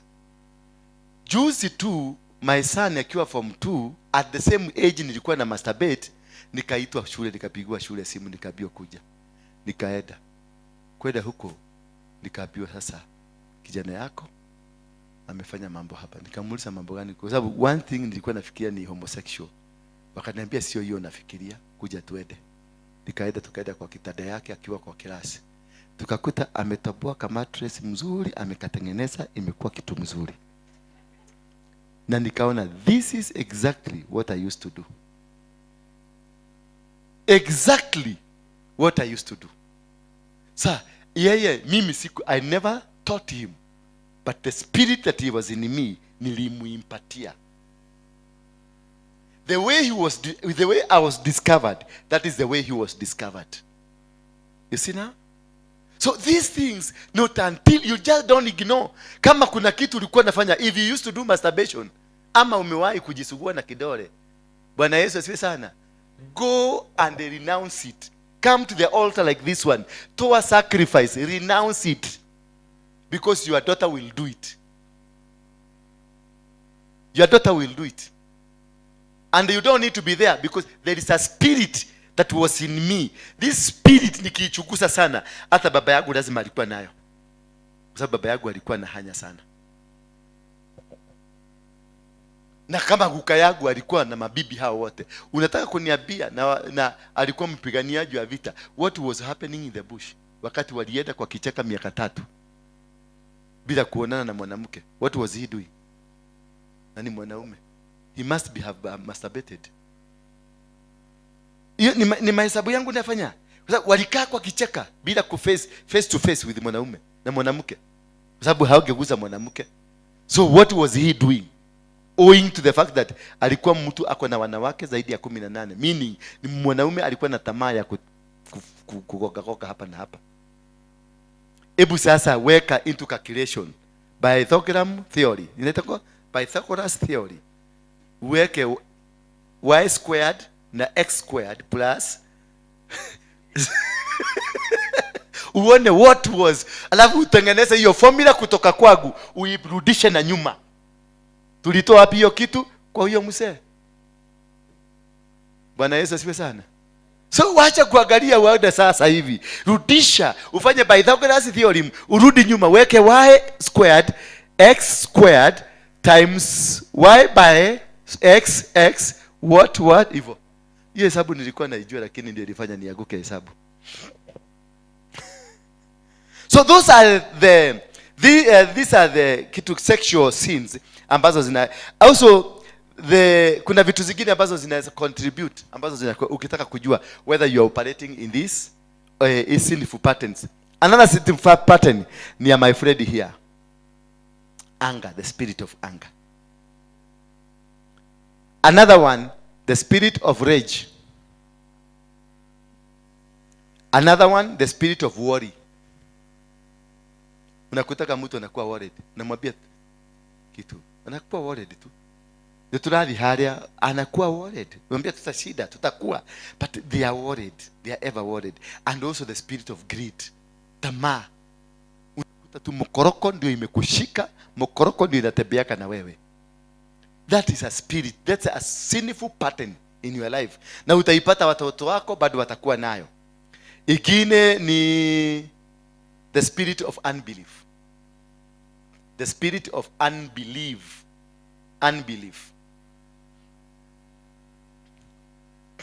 And lastly, but not least, the spirit of pride. Hebu jichuguse, ujiulize kama una anger, kama unakuanga na rage, kama unakuanga na worry, kama unakuanga na greed, kama unakuanga na unbelief, kama unakuanga na pride. Any of it, if you have it, is sinful patterns ambazo si zako. You are not the originator. Zimetoka bali. Check around yourself. And this is what I've been telling you about Abraham. Despite being good to God, he deceived the king over his wife Sarah. Now rudi uangalie mtoto yake Isaac, Abraham's son, did exactly the same Tena Jacob, the Isaac's son, had a deceptive problem throughout his life. Kutoka kwa baba Abraham akadanganyana, mtoto yake akadanganyana, angalia Jacob na yeye tabia yake ni kudanganyana. So it is something that operates in the family. It is something that operates all through. And not unless you deal with it from the spiritual angle and from the altar angle, you will not be able to drop it. Hautaweza.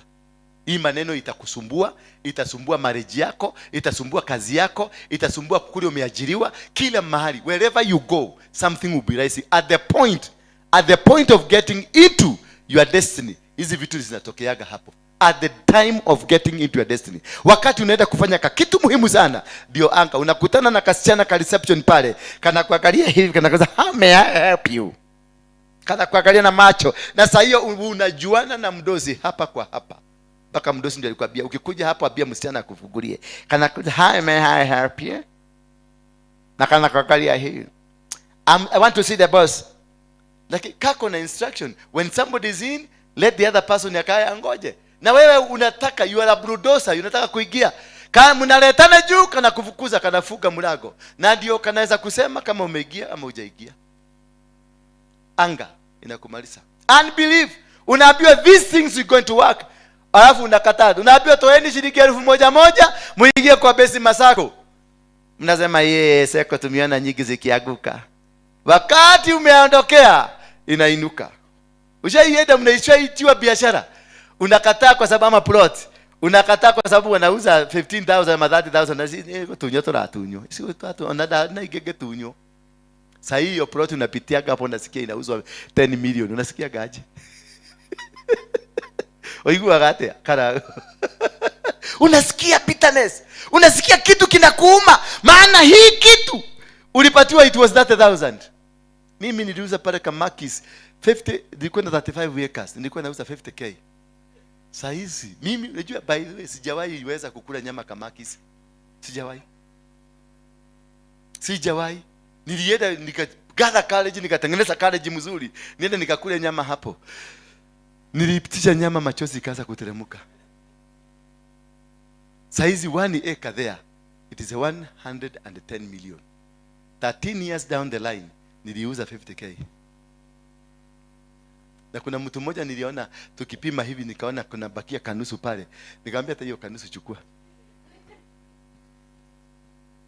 Ati ndio niende America.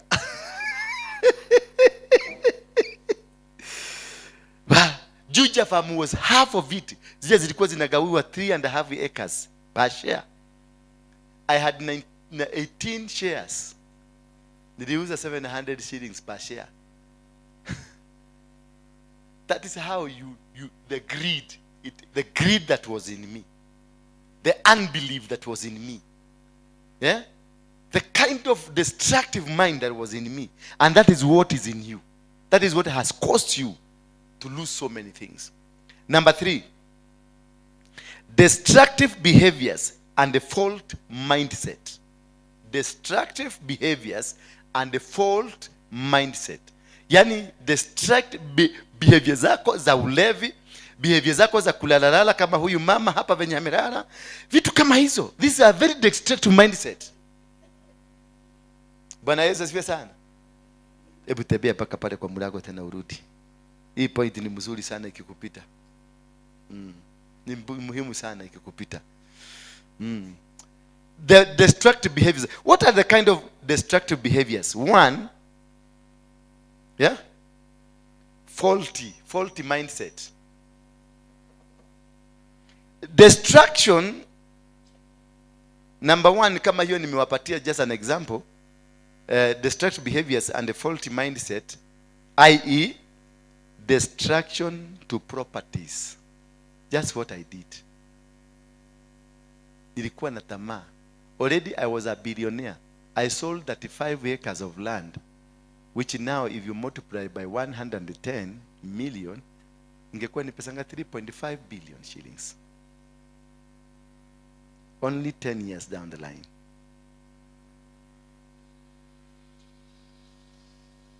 That is having a mind that is bogged down.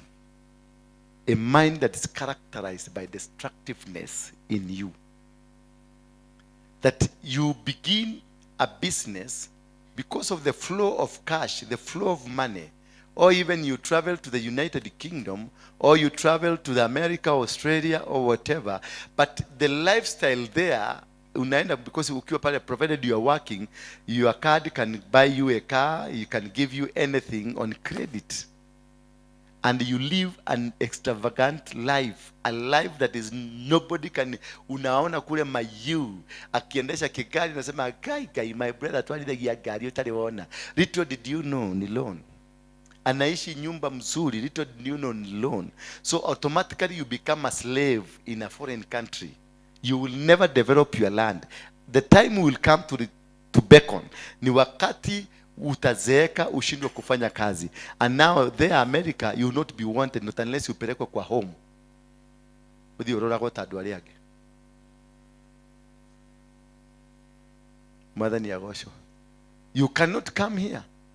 Ukirudi hapa Kenya, people are waiting money from you. Hello? People are waiting for money from you and you do not do it. Wakikuja hapa, niko na statistics tulikuwa tunafanya na jamaa mwingine, utakuta ya kwamba wale wote wamerudi abruptly, wamerudi permanently, wote wamekufa. In 2 years hapa wote wamerudi abruptly. Wamesema nedano yene maisha ya Amerika. Akikuja hapa, ama labda ulikuwa unatuma tu pesa, unatumia bibi, naye bibi kumbe alikuwa na mpako ya kado, anaenda huko Mwehoko, anapiga building picture, anakutumia tokinye rento, unatuma pesa nyingine. Okay, utakela mabati, unatuma pesa nyingine. Ukikuja unakuta hakuna kitu ilikuwa hapo. Stroke straight. Na sukari inapada. Na pressure zinaenda pamoja. The next pile unakuta mtu anaenda.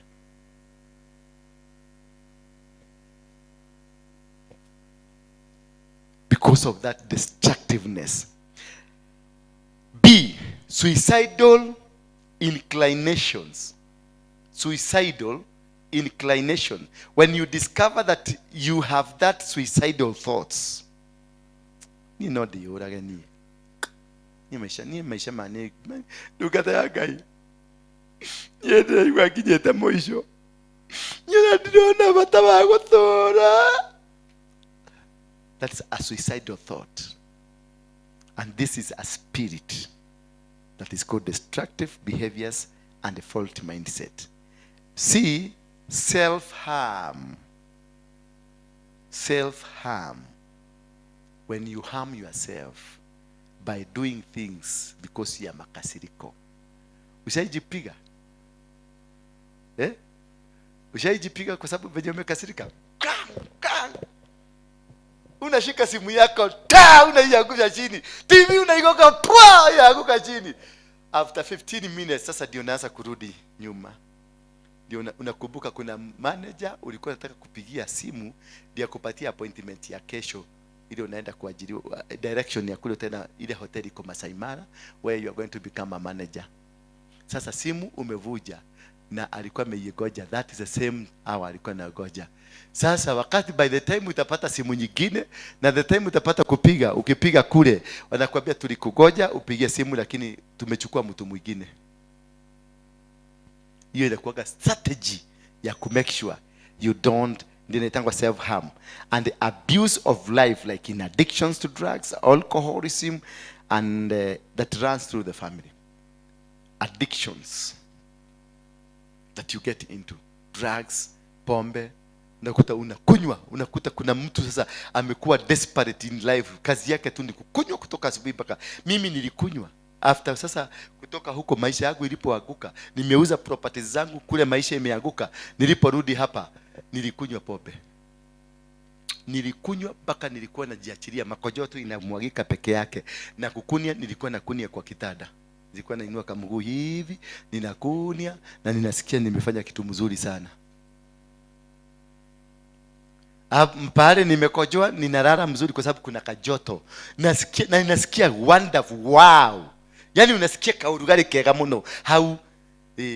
Alafu hautoi hizo nguo, unatoka ukipita hivi, unaona mainzi za green na za blue zinafuatana na wewe tu hivi. Unasikia unaweza kufikiria ni helicopter zinakutembelea.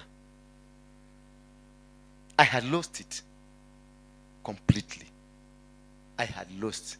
Mafi ilikuwa inaanguka peke yake. Hata pale Kongo ulize, ilikuwa inatoka peke yake inaanguka. When now the depression catches with you, you become garbage. Unakuwa boga. Bwana Yesu asifiwe sana. Tuko si ndio? Religious stronghold of legalism and traditionalism can be passed down. Religious stronghold, religious sycophancy.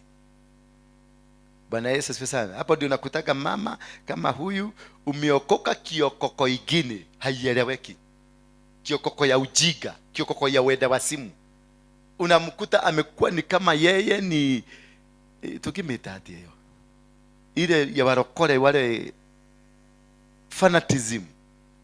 You are just a fanatist. Somebody you don't understand anything. Unajaribu yani everything to you must be the way you are know. It must be your God and not your God, nothing. It must be your church, if not your church, nothing. Nguo ndio ile nafikisha huko chini, kitambaa unaweka baka huko, na ndio hiyo ilitupeleka baka Shakahora. Hiyo ndio hiyo sasa. Hiyo ni stress. Hiyo si shida. Hiyo nini ya kwenda Shakahora? Ni depression. Unauza vitu zako zote kwa sababu Yesu anakuja. How? Kwani ulisikia wapi? Ati Yesu anakuja kuchukua property. Huyo unapelekea kwa sababu kuna siku mimi nilikuwa Muislamu. Na wakati nilikuwa Muislamu nilikutana na Osama bin Laden. Na Osama akaanza kunitry kukua suicide bomber. Akanifugilia bomu hapa. They were training me how to detonate. Sasa ikaanza ting ting ting. Sasa akaniambia ikaanza kuhesabu from 60 seconds ikiteremka hivi. Sasa ting, kuna jamaa ako na remote. Meaning remote ingekataa kidogo ningelipuka. So what really happened to me, because it was strange. That's my wildest ever imagination of a time that I was in. Kwa sababu sasa I could feel it. I could see myself nikiwa mchanga, nikiwa tunyama. So by the time I stop hiyo kitu, wakati ilifika 2015, hapa chini yote ikaloa maji. Nilikuta makojo yote imetoka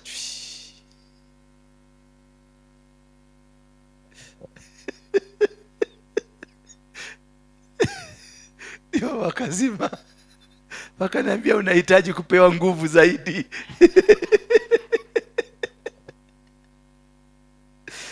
So that gave me a thought of asking a question.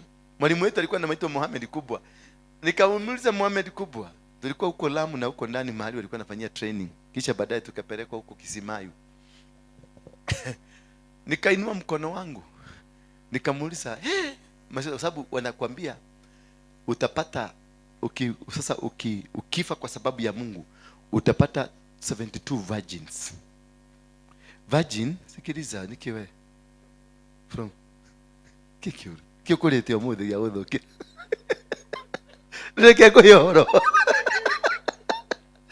Utapata uko bigudi 72 virgin. And these virgins, they are going to be virgin forever. You enter, you come out, anakuwa virgin. You enter, anatoka, anakuwa virgin. So that is a very good life. Number 2, you live in a gold house forever. Number 3, nyumba hiyo ya gold, God will be visiting you every early morning. Mkikunywa chai, mnakaa naye chini, mnakunywa chai. That is what we call fanatism.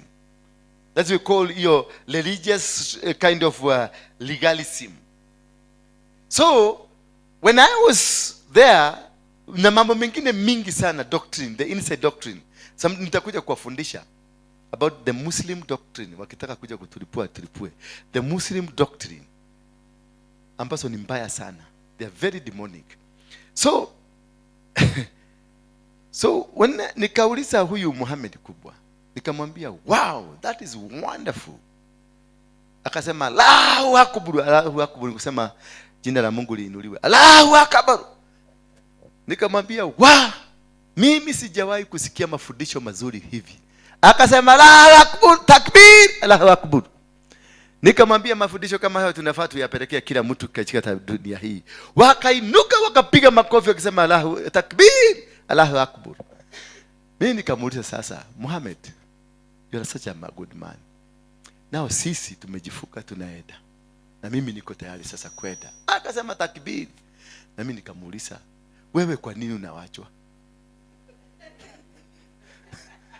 Unawachwa kwa nini? Si tuende tupambane na hali na huko kwa sababu huko ni kuzuri. Nilitangaziwa vita, inatangwa vita, zinaitwa fatwa, vita vya kiroho. Wanakupiga na mawe mpaka ukufe. Kwa sababu I have thought, nimeanza kufikiria against the doctrine. Because you are not supposed to think anything against, and they indoctrinate you. They put some chemicals in you. Unakuwa focused in one direction.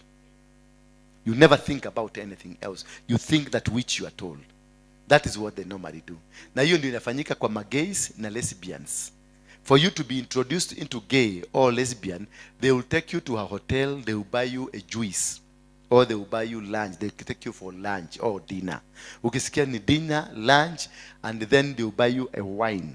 In the wine, that is, it is a special wine, they do those things. Ukikunywa, utajikuta kwa kitanda na wao.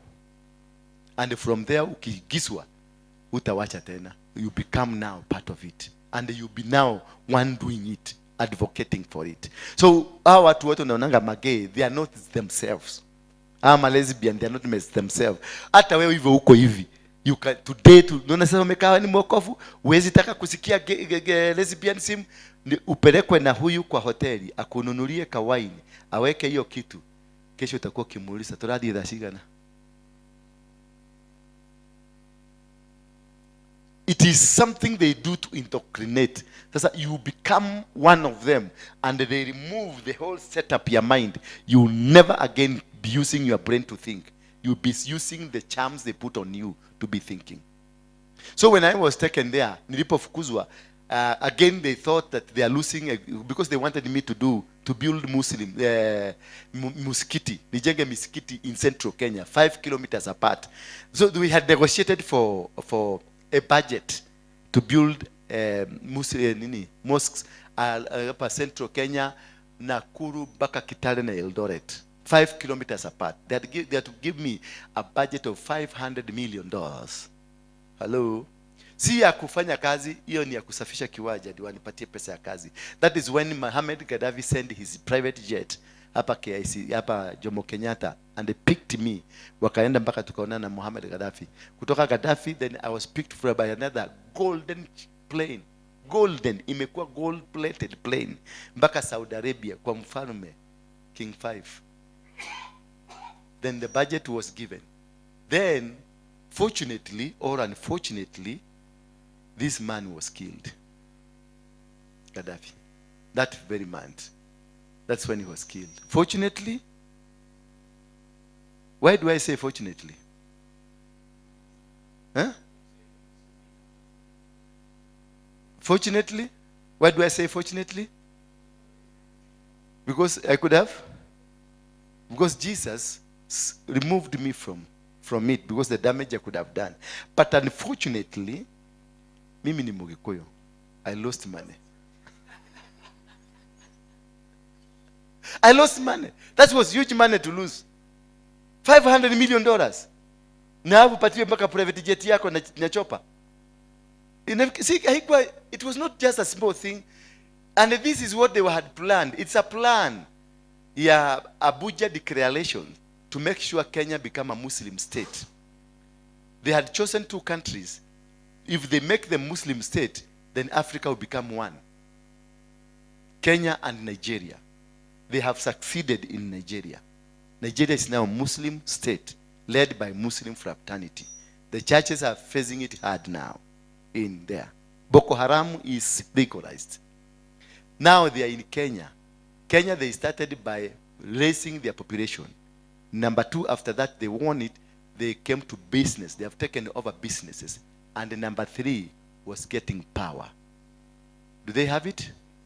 They have it. Now number 4, they want the deputy presidency. After that, they will take over the nation. And you will never get it back. And the Christians, you will face it rough. That is a strategy. I love the strategy they have. If Christian, we can have such a strategy, this Kenya will be the best place to be. I was a Muslim, I know. They have this thing they call brotherhood. Brotherhood. Huwezi kuhangaika, brotherhood yakikuwa hapo. Huwezi. They will they will put a business for you. They will raise you up. They will stand. They are building the biggest mall in Africa, here in Isli, where all businesses in Africa will be controlled from. It is a strategy. I love the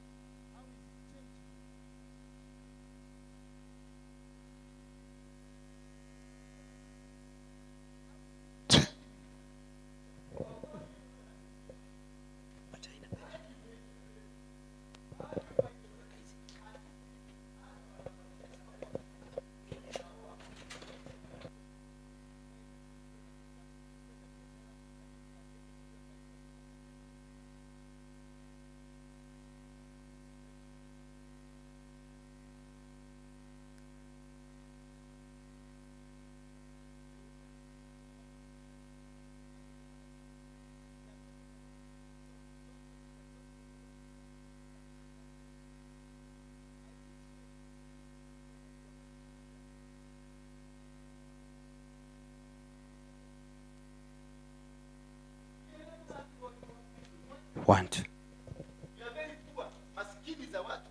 Basi mnapigana tu, mnauana tu huko. Na mwipua, ona mukiuma wadu wagemekoja koja hetigiti. Na sasa hiyo ndivyo naona huyu, na ukiona huyu mama akipita, niko nolagelea instead of us sitting down together and build a strategy and say this is what we are going to do. This is where we are going to go.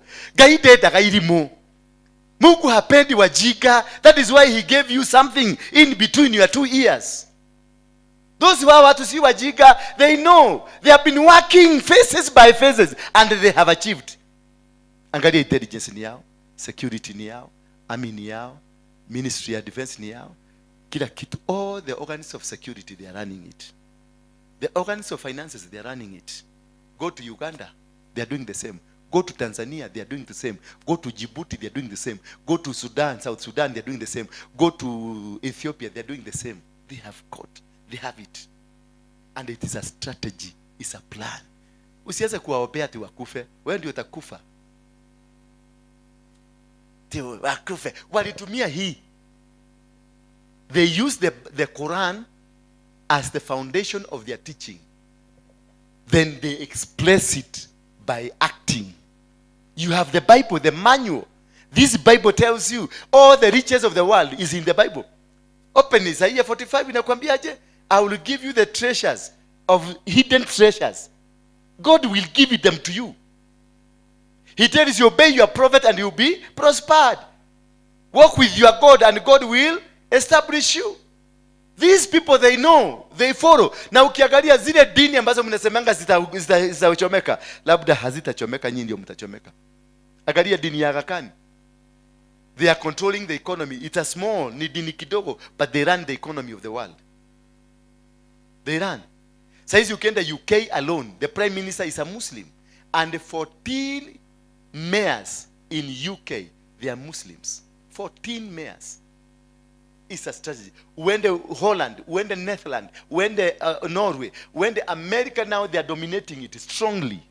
Strongly. It is a strategy. Don't hate them. It is a strategy. Angalia watu wa Freemason, they have taken, they are all over. Hapa juzi wameweka hii roundabout, unaona hiki kitu iko hapo imesimama hapo. Nyinyi mnafikiria ni ornament. Mnafikiria ni nini? Ni monument. Monument for what? Monument for what? Yeah? Yeah? For beauty. Hiyo ni beauty. Is what? Ano?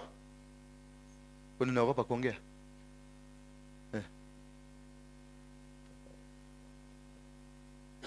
It's an obelisk, is a cultic object. Is a cultic object. That is a penis of a man. And that round is a vagina. Why was it put there? I will teach you about those things. That is an altar, a sexual altar. Just as KICC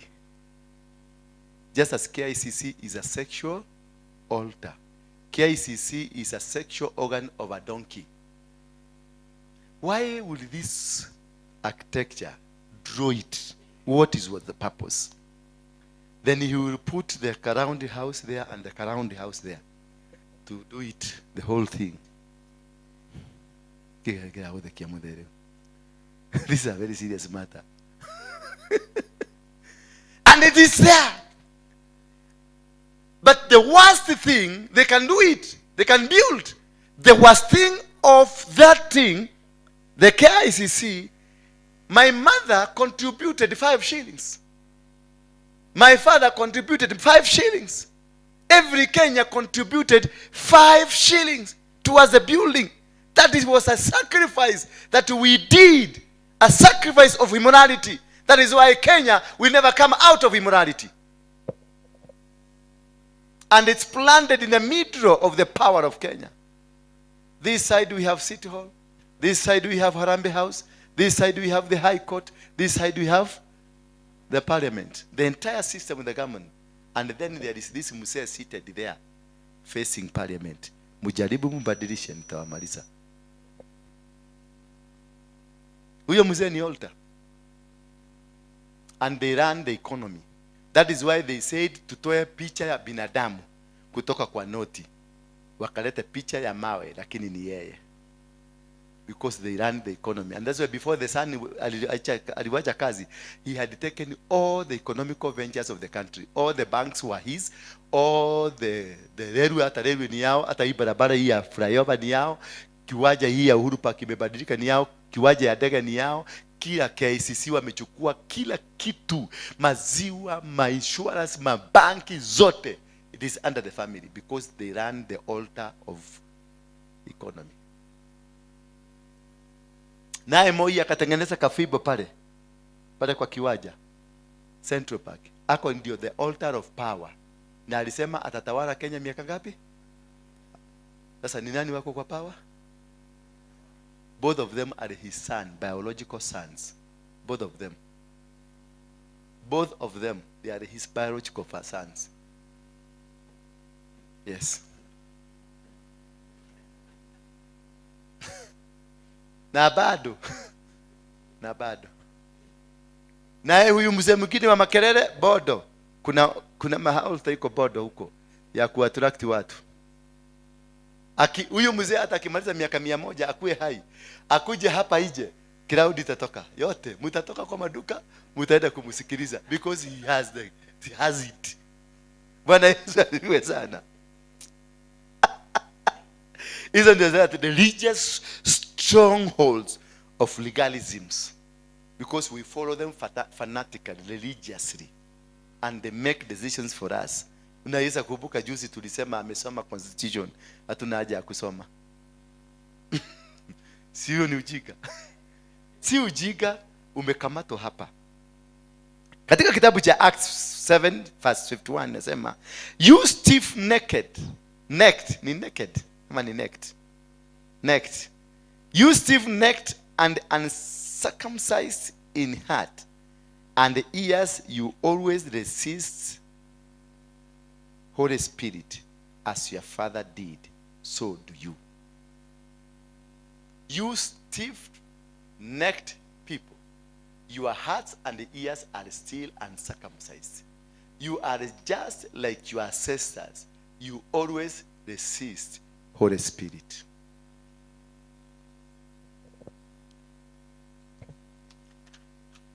Tumalizie. The fourth one. Physical and mental sicknesses. The brother yakwaturaga madare nyarwarire Mundu agaitiraigwa aria kiugo kimwe nigetha tuonekana ni tukumuruta mathare. Physical, their diseases are as a result of spiritual challenges that we have in our lives. Doctors do check on the family history of individuals, always. Every doctor, when you go to him, he tends to seek the history ya familia. But every time when there is no spiritualism in it, they will fail. They will not understand. Na ndio unaonanga unaenda kwa daktari, unaangaliwa, wanakwambia rudi nyumbani. Bwana asifiwe sana. You are told to go back where they uchunguze. In the book of Deuteronomy 28 verse 20 to 22, it is ama verse hizo zote za huko chini, somebody tufungulie hiyo. It speaks specifically of a plague coming upon you and your family descendants, showing the generational impact. The Lord will strike you with wasting diseases, with the fever and inflammations, with the scorching heat and drought, with the blight and the mildew, which will plague you until you perish. This is meant to make sure that you are plagued until you do what? You perish. The kind of diseases that wamezungumzia, the sky over your head will be bronze, the ground beneath you will be iron. That this ground will never yield to you anything. So what are the kind of diseases that are described in 22? And in 22, the 24 Bible says, the Lord will turn the rain of your country into dust and powder. It will come down from the skies until you are destroyed. Why? Read to verse 15. The reason why this is happening, go back to verse 15.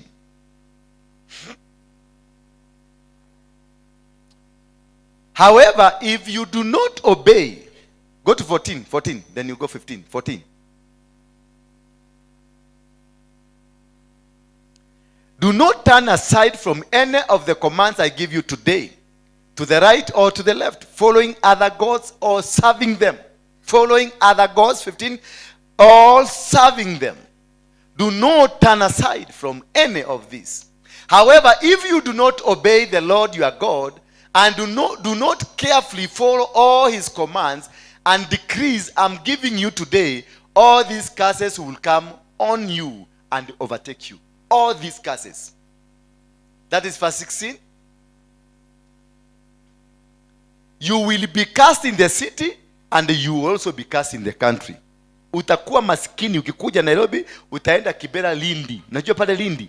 Kibera kuna mahali kunaitwa Lindi, kuna nyumba za matope. Utatoka kwenu nyumbani, ukuje Lindi kukaa nyumba ya matope. Ama uende Mukuru kwa Ruben, ukae nyumba ambayo ni ya mabati, inakaa makaratasi. Unadanganya watu na unaambia watu unaishi Nairobi. Ama uishi hapa tunyumba twa Mudhurwa tule twa Majabi. Wale wameenda Mudhurwa, mnajua kale kanyumba, mnatoaga kitanda nje mpike alafu ndio mnarudisha. But ukienda nyumbani umevaa savuko na kikofia, unaenda kuambia watu ujikaraga Nairobi. Ni unakuta mtu wako nyumbani anakaa vizuri kukuliko. Bwana Yesu asifiwe sana. Unaenda Amerika, unakaa Amerika, but where you live, mnaishi nyumba moja mkiwa watu 6 because you cannot be able to afford a house. But you live where? Jikaruraya. Because you are cast in the city and you are cast.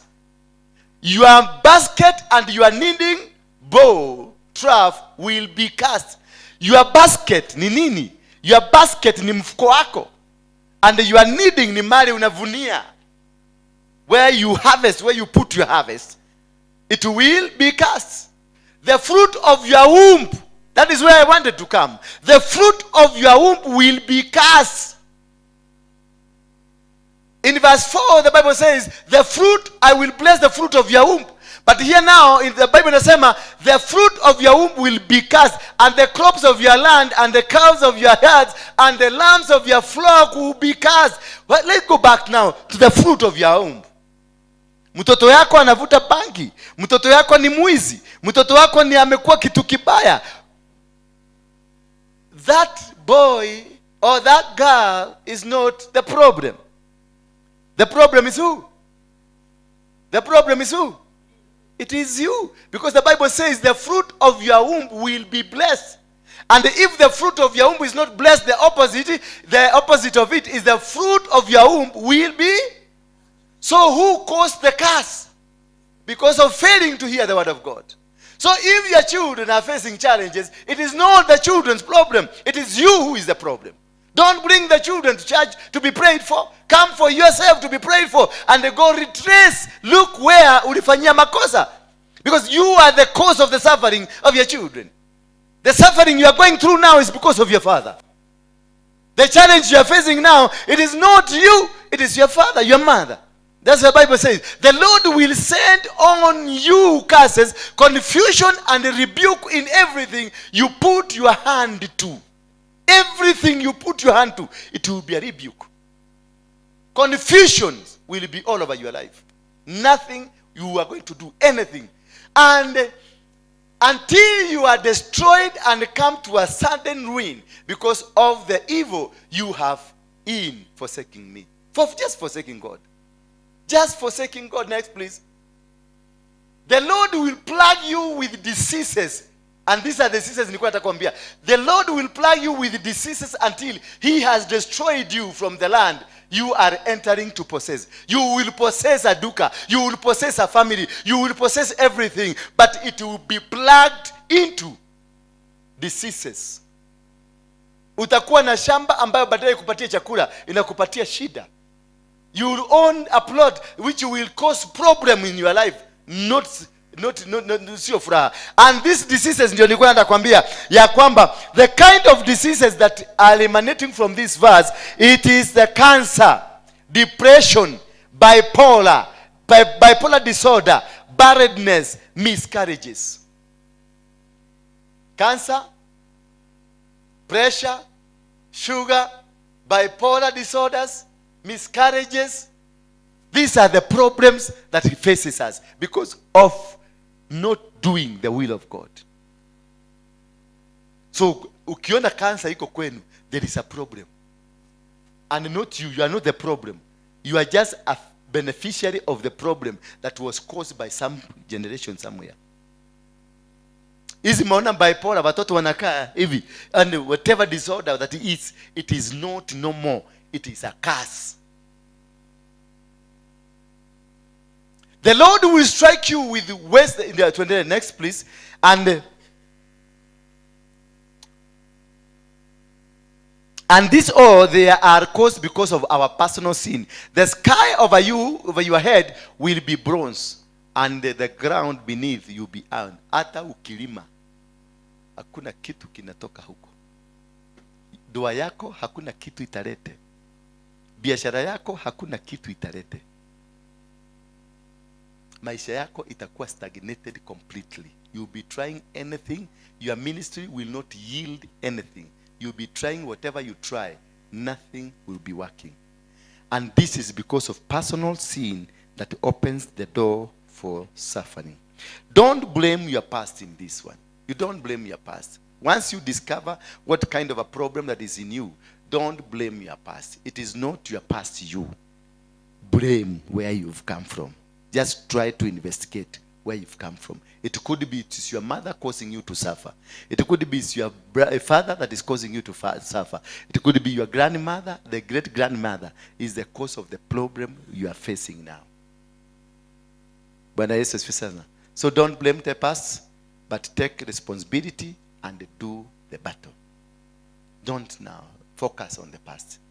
Take the responsibility. Unasema, I am in it now. Niko. What do I do? Lazima nitafute ni madhabahu gani hii inatawala kwangu, nivunje. That's the only solution.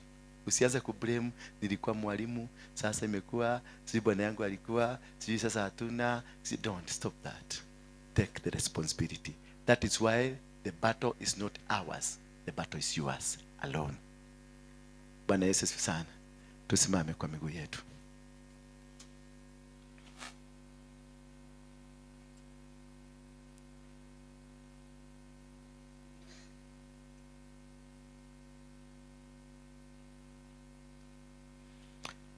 There's one thing I want you to keep in mind. That the mindsets, the condemnations, the perfections, skepticism, unbeliefs, judgmentals, and other unhealthy stronghold can flow through your family. Can just flow. Ina flow tu. Vizuri. So you don't need to start fighting over. Bwana Yesu asifiwe sana. Bwana Yesu asifiwe sana. Shika sadaka zako ulete hapa.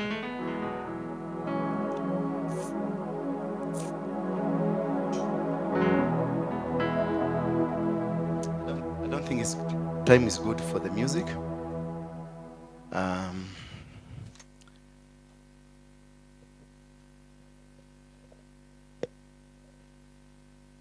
Bring your sacrifices here. You've heard what you're going through.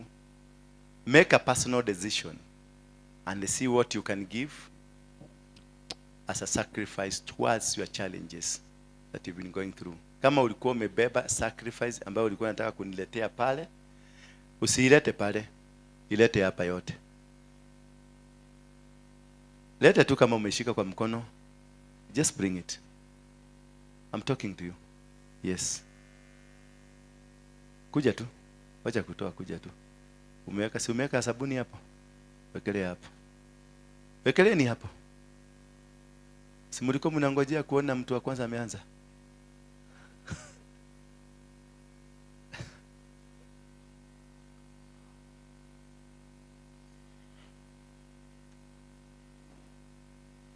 Wekelea hapa. Ana ukiwekelea kuna maneno, taja maneno, iambie maneno.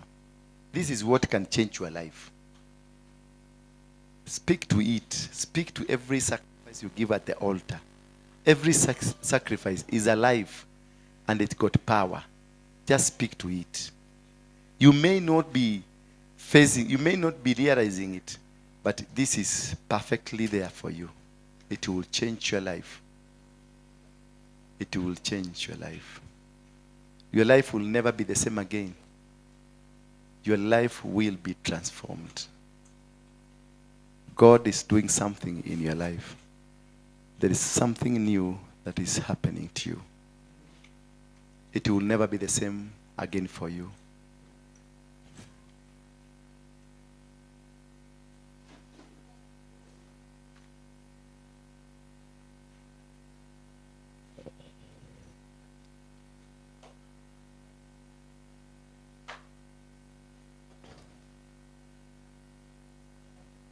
Your life has changed, mommy. Your life will never be the same again. Now that you know and you understand, what is this that causes challenges in your life? It is not that you are a bad girl. It is not that you are a bad man. But there is something against you. May God hear your supplications. May God hear you in every challenge that has always been in your life.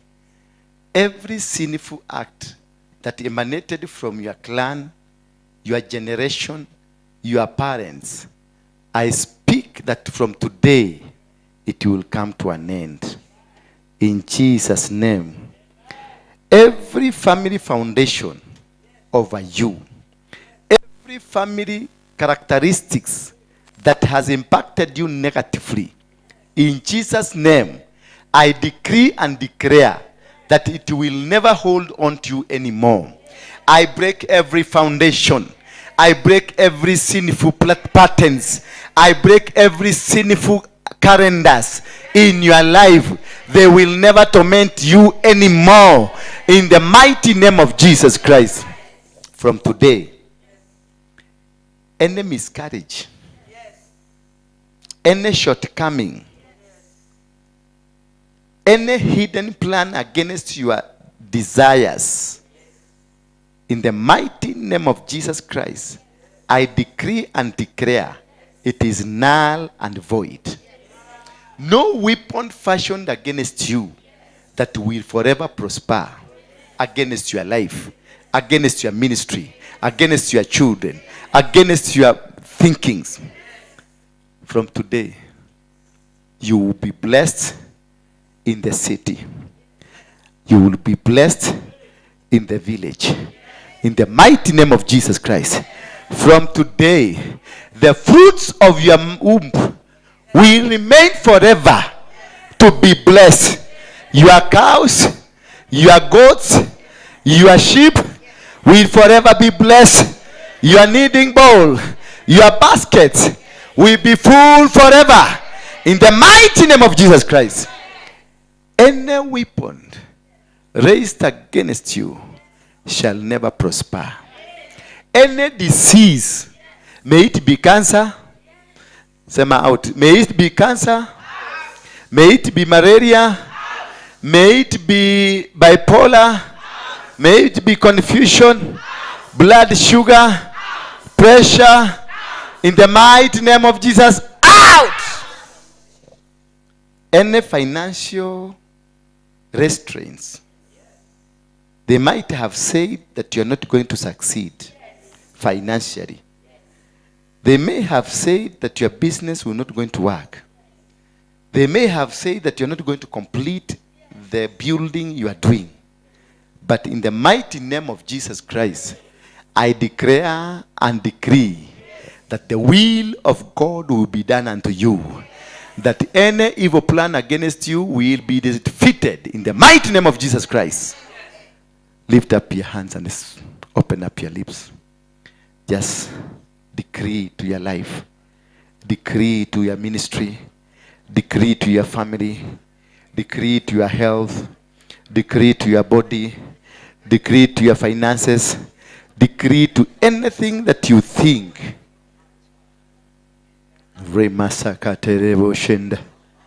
Open up your lips. Open up your lips. Zungumzia huyo guka ambaye amekukamata. Zungumzia huyo guka ambaye amekukamata. Zungumzia huyo shosho amekukamata. Zungumzia huyo nabii ambaye alikuja kwa maisha yako akakukamata. Zungumzia huyo mchawi aliingia kwa maisha yako. Oh, mondoe kabisa, mondoe katika jina la Yesu Kristo. Break every bondage, break every bondage, break every sorcery, break every foundation, every demonic foundation over your life. Break it in the mighty name of Jesus Christ. Break it, break it, break it, break it, break it, break it.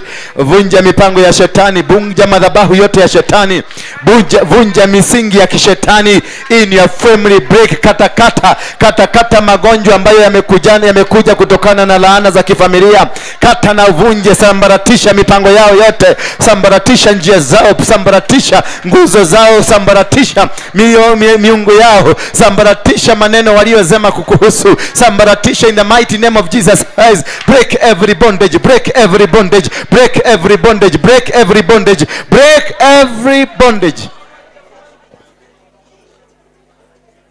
Break every spirit of witchcraft. Call it by name. Call it by name. Break every disease. Kama ni cancer in your family, break it. Call it by name. If it is colony, call it. If it is breast, call it by name. Iite kwa jina. Uiambie kutoka leo, I set fire on you. I set fire on you. Kama ni biashara hasifaulu, itaje hiyo biashara walifunga. Achilia moto, achilia moto, achilia moto, achilia moto, achilia moto. Vunja minara yote, vunja minara yote. Go deeper, go deeper. Ingia ndani kwenye vinyumba vyao, vinyago vyao, pila zao, ashera zao zote ziangushe chini in the mighty name of Jesus Christ. Break their asheras, break their poles, break their foundation, break their relationship, break their altars, set them on fire. Achilia moto juu yao, set them on fire. Ziteketese, ziketeketese. Haribu ngome zao, haribu sadaka walizozitoa, sadaka za mbuzi na kondoo, sadaka za makuku, sadaka za pesa, sadaka za damu ya binadamu. Katakata, choma, teketesa, haribu, haribu, haribu maono yao, haribu vinywa vyao, haribu maneno yao, haribu nguzo zao zote, zote haribu, haribu, haribu, haribu, haribu, haribu, haribu, haribu, in the mighty name of Jesus Christ.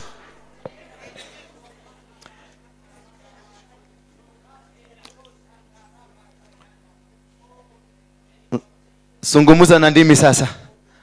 Shetani akose kukuelewa. Sungumuza na ndimi.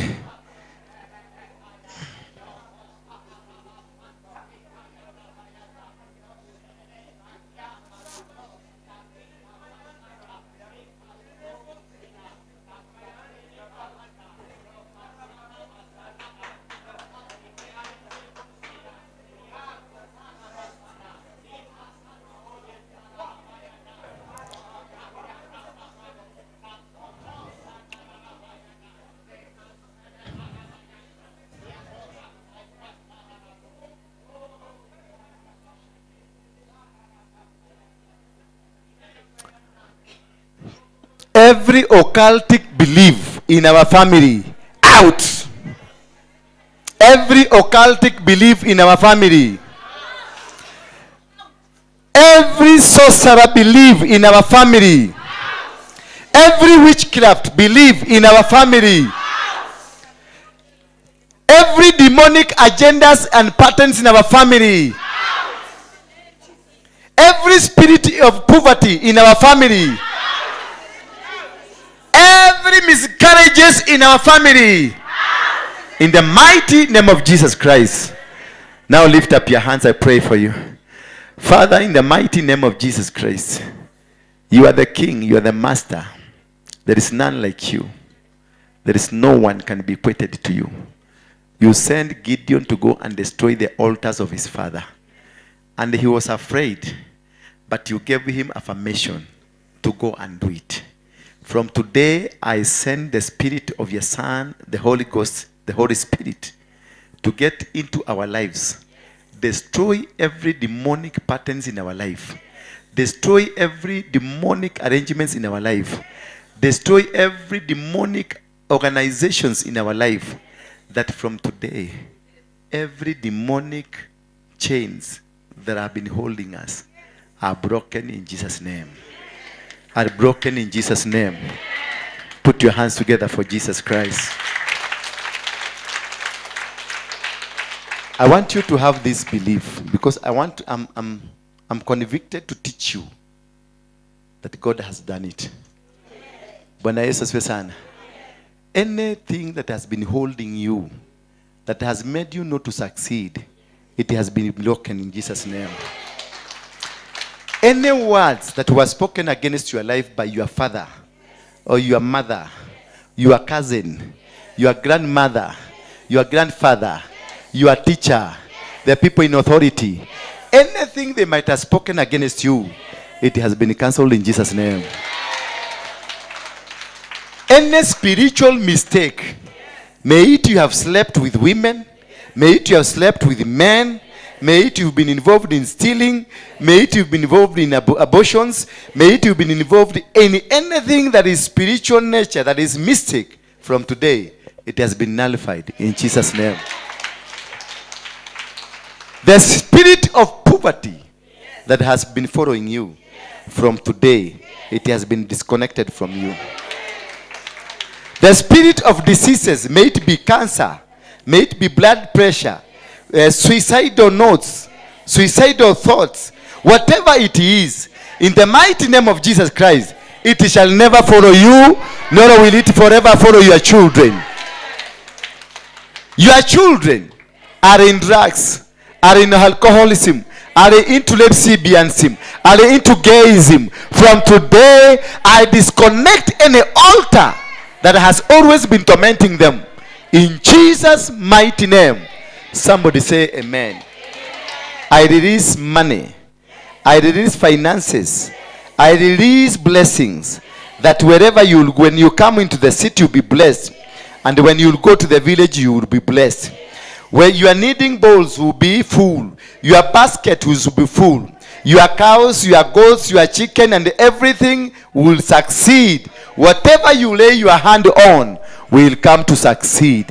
Whatever agenda you have, God will bless you. For those who are going to travel, they will travel all over the world, and wherever they will go, they will be successful.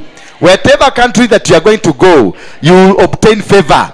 You will obtain favor. Whatever nation that you will go, then country there, you will find it to have kept something for you that you are not going to struggle.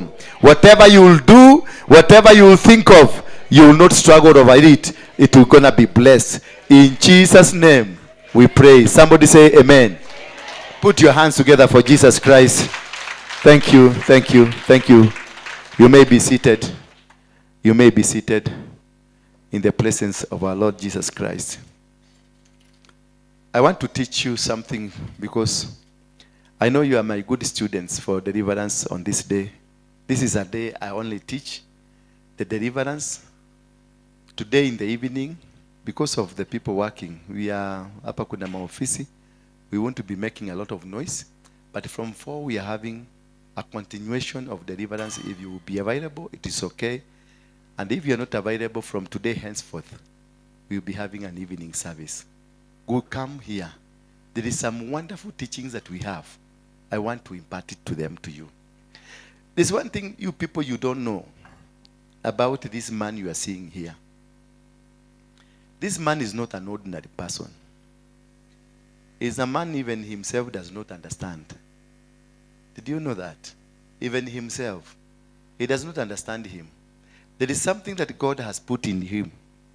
And this thing, you need to have it. When I say sana, you need to have it. I don't know who teaches me, because whatever I teach you, I don't know how it comes to me. But there's somebody who teaches me. And that person is not my father, not my teacher, not Akina Karanja Hapa. This is something that just comes in. I need only 15 minutes to go sit in my office, and I will be instructed what to teach. And I will be given the details how I'm going to teach. So this is not in vain. It is meant to help you. And always, I don't teach something that is irrelevant. I teach something that God made you to come for. Because whatever I have taught, it has related to all of you. You have found yourself in need. So, come for these teachings. In the evening, we'll be doing extensive and deeper teachings. Because God has given us the mandate. The revival has come. The revival has come. The mantle is with us. That is where we can see Wazungus, or many Wazungus are in Kenya. The Nigerians are in Kenya. Now there are about 10 Nigerians in Kenya. Mama Joshua is in Kenya. Joshua Solomon is in Kenya. Abasika is in Kenya. They are all. The Wazungus from America, they have migrated. Adebo is coming. Not that they are coming because there is anything, they are coming to tell us. They are coming to bid farewell for a new generation to rise. It is the end.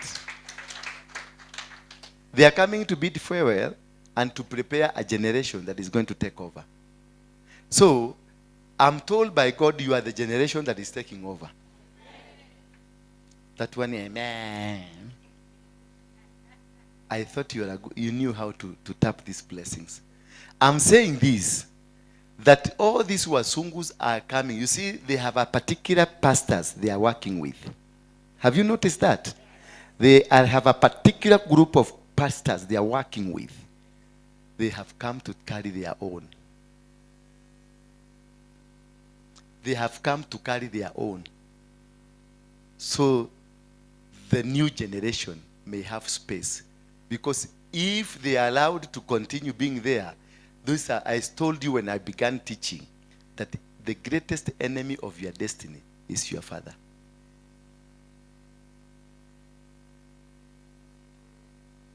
Did you get me?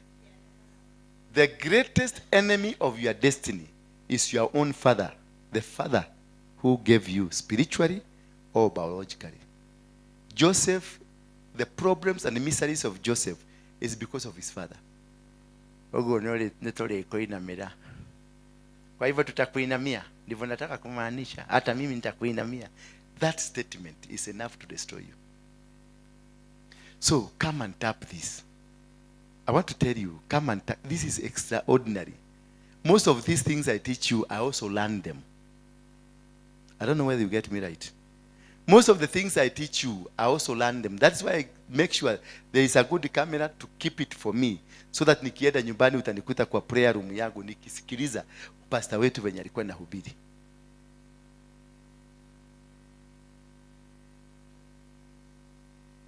Are you getting me? So have time. Have time. Have time with us. Come on your evening, just come. Let's have 1 hour of teaching. Every day, let's have 1 hour of teaching. 1 hour. You will never be the same again. You will never. Kama ni siku ya Sunday, we have an evening service, which is like, wangapi wamebarikiwa na hiyo evening service? I was in Molo yesterday.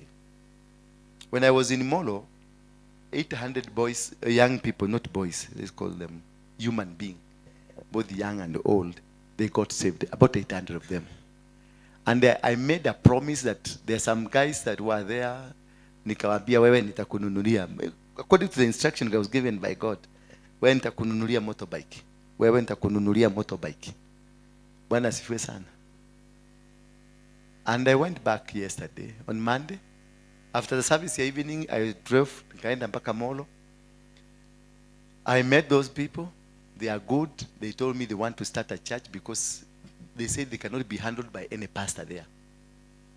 So I want one pastor from here. Uko. Already nilienda nikalipa hall, it is there. Waiting for a pastor. Karaja. Siwende huko. Not if I say so. I cannot send you. God will only. I cannot send you. Nitakutuma huko waza kunitumia kunipigia simu huko ole tutile na kendo ya Korea. Na hiyo mzigo sitabeba. Tiko kama niko mo. God will, if you hear God speaking to you. So my point is here that I went there.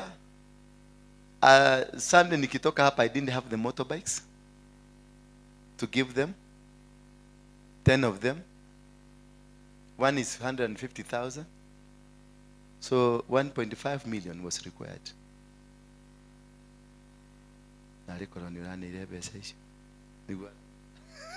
Nikieka kabiashara mzuri. On Monday by 3 o'clock, those people were riding their motorbikes.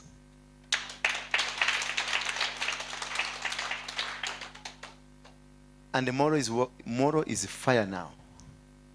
Tomorrow is revival. It is not only spiritual. Revival, it is economical, spiritual, and physical. The kind of crop that is getting out from the stage, they have been spiritual. Now God is bringing men and women of God who are financial, physical, and spiritual. That I need to change your life physically. Jesus, when he was moving around, he changed lives physically, and he changed life spiritually, and he changed life financially. The economy is changed. And I have to teach you. I have backgrounds from all quarters. Nimeshaikuwa Muislamu. I have the background. What they are doing is spiritual, but physical. Whatever they are doing. Hiyo unaona hii kuchukua manyumba hizi zote, mabiashara zote wamechukua, walianza spiritually. They came to Nairobi bila viatu, wakatembea Nairobi bila viatu, wakakamata. Hiyo ndio kumiliki. Wakamiliki Nairobi without shoes. Umesikia? Lakini kwa sababu nyinyi mumesoma mpaka mumefika biguni, ni nyumba tu mmekosewa kwa sababu mlifika kabla nyumba zikamilike. Nyinyi mnasugukaga hapa mkitafuna tu mabigiji. Wale unafikiria ni bigiji anatafuna ako na nini? Na rosari yake anaenda akikamata Nairobi. Anafanya hivi akikamata Nairobi, and they captured. Bwana Yesu asifiwe sana. If we can have a generation that can be taught a similar education like these brothers, we can conquer. We only need 2% of what they have, because you are superior than them. Wao hawana mshamba, wanachutwanga mafuta huko chini, but they are rich than us. Sisi tuko mpaka na shamba, bakini unalala ja. Modo wa Ngai yako haya tuondomere magana mere nikorito hira goko weko ndemuranga ko na goko maragwa uraikara tauni-ini kana mucii goko ni mucii kwanyu ni kuri marigo mugonda ni mari kuo no riu ri ndomira tu magana meri nimwiraga thiu gakue. Mtu kama huyo does not deserve to live. Wewe unaweza kumwambiaje mtu kwa ako na shamba, ako kwenye shamba eka 2. Nye shamba inaweza kuwa na managu na terere. Ushini mundu agire gutura thino. Na mundu ura control economy ya bũrũri ũyũ ndari mugunda. Maikaraga Isiri. Mararahia nyumba na kũ igũrũ nigetha mone gwa gũikara. Nio mararani economy ya bũrũri ũyũ. Na wewe na mugunda umire gwaku mugunda. Na ndakwĩra ũigĩrĩre 1,000 haha ũraja kũnjĩra kũrĩ na thĩna kũmĩte mũno.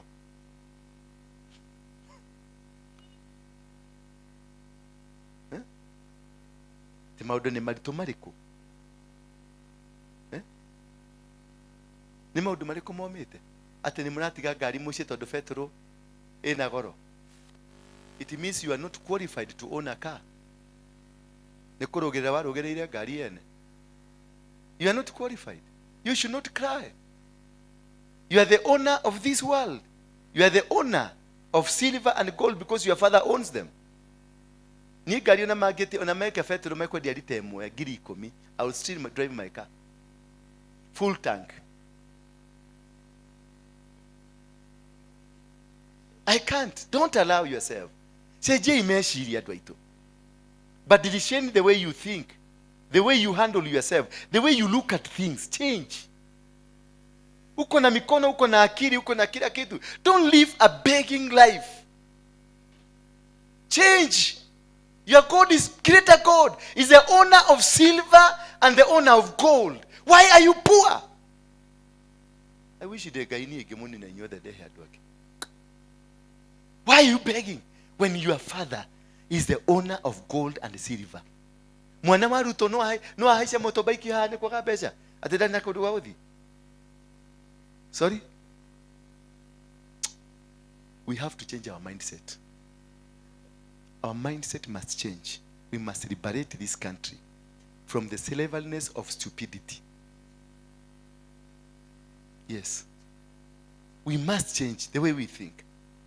We are not supposed to be poor. You are not. You have a piece of land. Enter Dubai. How many have gone to Dubai? Is there soil there? It is sand. They took soil from Kenya. They bought soil from Kenya. They are using it for agriculture. Go to Israel. Every soil in Israel is Kenyan. They are selling fruits from Israel to Kenya.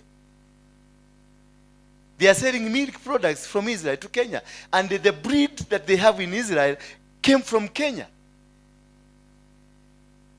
The soil through the company ilikuwa inaitwa Solobonea, ile ilikuwa inajenga barabara. Walikuwa inajenga chimba mchanga wanapeleka Israel. That is the soil they are using. Your soil ni kuikojolea tu.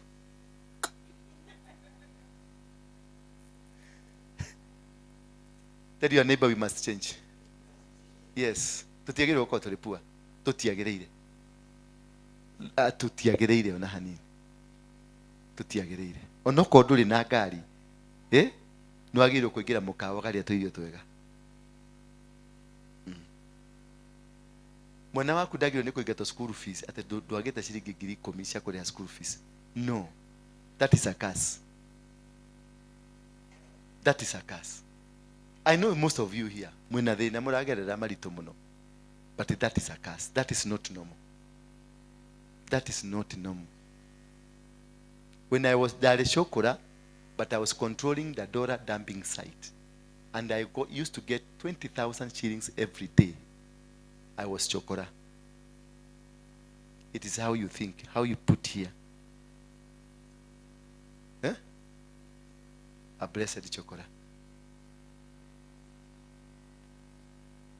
Bwana asifiwe sana. I brought another pastor here. Kumwonyesha venye Mungu amesema, akasema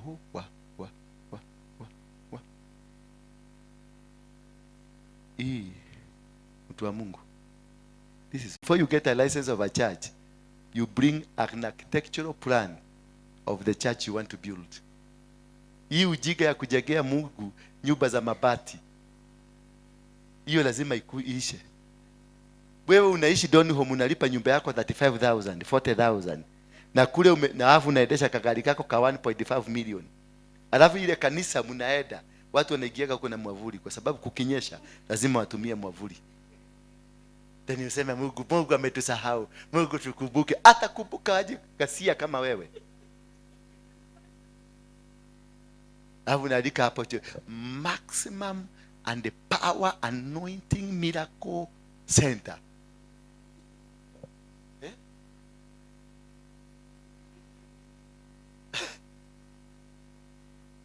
A maximum impact and manifestation of the power of the Holy Spirit. Ministries. Kenya, that is where you have names of ministries.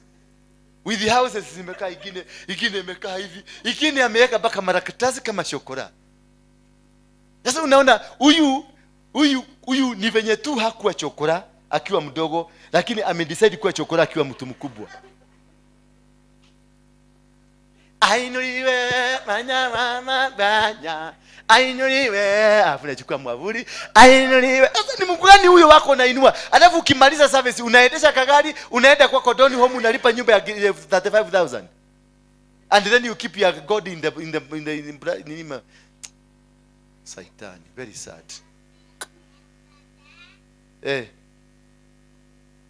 It is sad. Magnify your God. Beautify your God. Make your God known. Make your God win battles. God is, when they say God is omnipresent, omnipotent, what? Omniscient.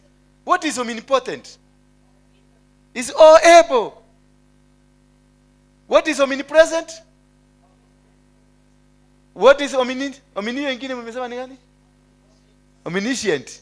What is omniscient? His presence everywhere. So,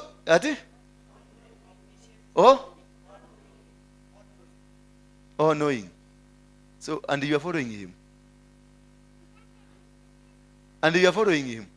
And he is all knowing. And you are his follower. Ni baba yako? Na ujinga ulitoa wapi? Ya kukuwa umasikini? If this God is all knowing, my baba, what happened? What went wrong? You have a God that is all knowing. At the way the kabiashara wakati kweva kamwela havaje kero. He is all over. Let me tell you one thing. God is like water. God takes your shape. God does what? He takes your shape. If you put him in a glass, he will be like a glass.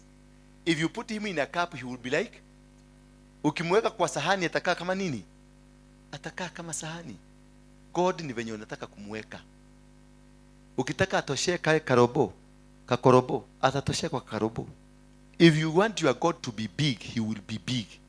If you create space for your God, he will be there available. That is why he is omnipresent. He create your God to be big. Wewe nenehia gai waku, abararia gai waku. Mungu wa masikini usilete hapa. Mumesikia nyinyi? Mungu ya masikini msimulete hapa. My God is a good big God. Yes. Alinitoa nikiwa chokora akanifikisha hapa. Msinirudishe huko, nitawapiga. Ile kitu ya Mungeke bado haijatoka kabisa hapa.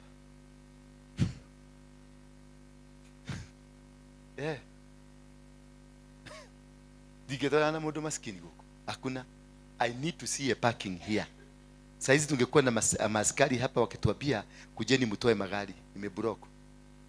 Pale kungekuwa na askari wa traffic wakicontrol magari venye zinakuja. Umenielewa? Nenda kwa mabaa, tafuta siku moja ujinga tu umeokoka. Tembea kwa mabaa siku moja jioni, tembea na hiyo, tembea huko vaki ni wote usijifiche. Tembea uone the glory in the bar. Uone zile magari zimepakiwa pale nje. Ni Mercedes, Range Rover, Majagua zimepakiwa pale nje. Ingia huko ndani uone zile ma TV zimewekwa huko, mangoma zimewekwa, ile music iko huko, ile kiti iko huko. Angalia, you see, why can't we do this for God? Somebody takes a loan of 40 million against his shamba ndio atengeneze bar. Hapa nikiwaambia tununue kiti, hapa kiti hii ya shilingi 3,000 hii. Hapa sadi hakuna mtu atakuwa hapa. Mugokadha athita githomo gigithiru. Si poverty imetoka wapi? From who? Wewe ni mtoto ya nani? My father is not poor. My father is not poor. My father in heaven is the owner of silver and gold. He's not poor. Or is your father poor? No, my father is not poor. I will walk a rich man na maringo because of my father. May God bless you. Thank you.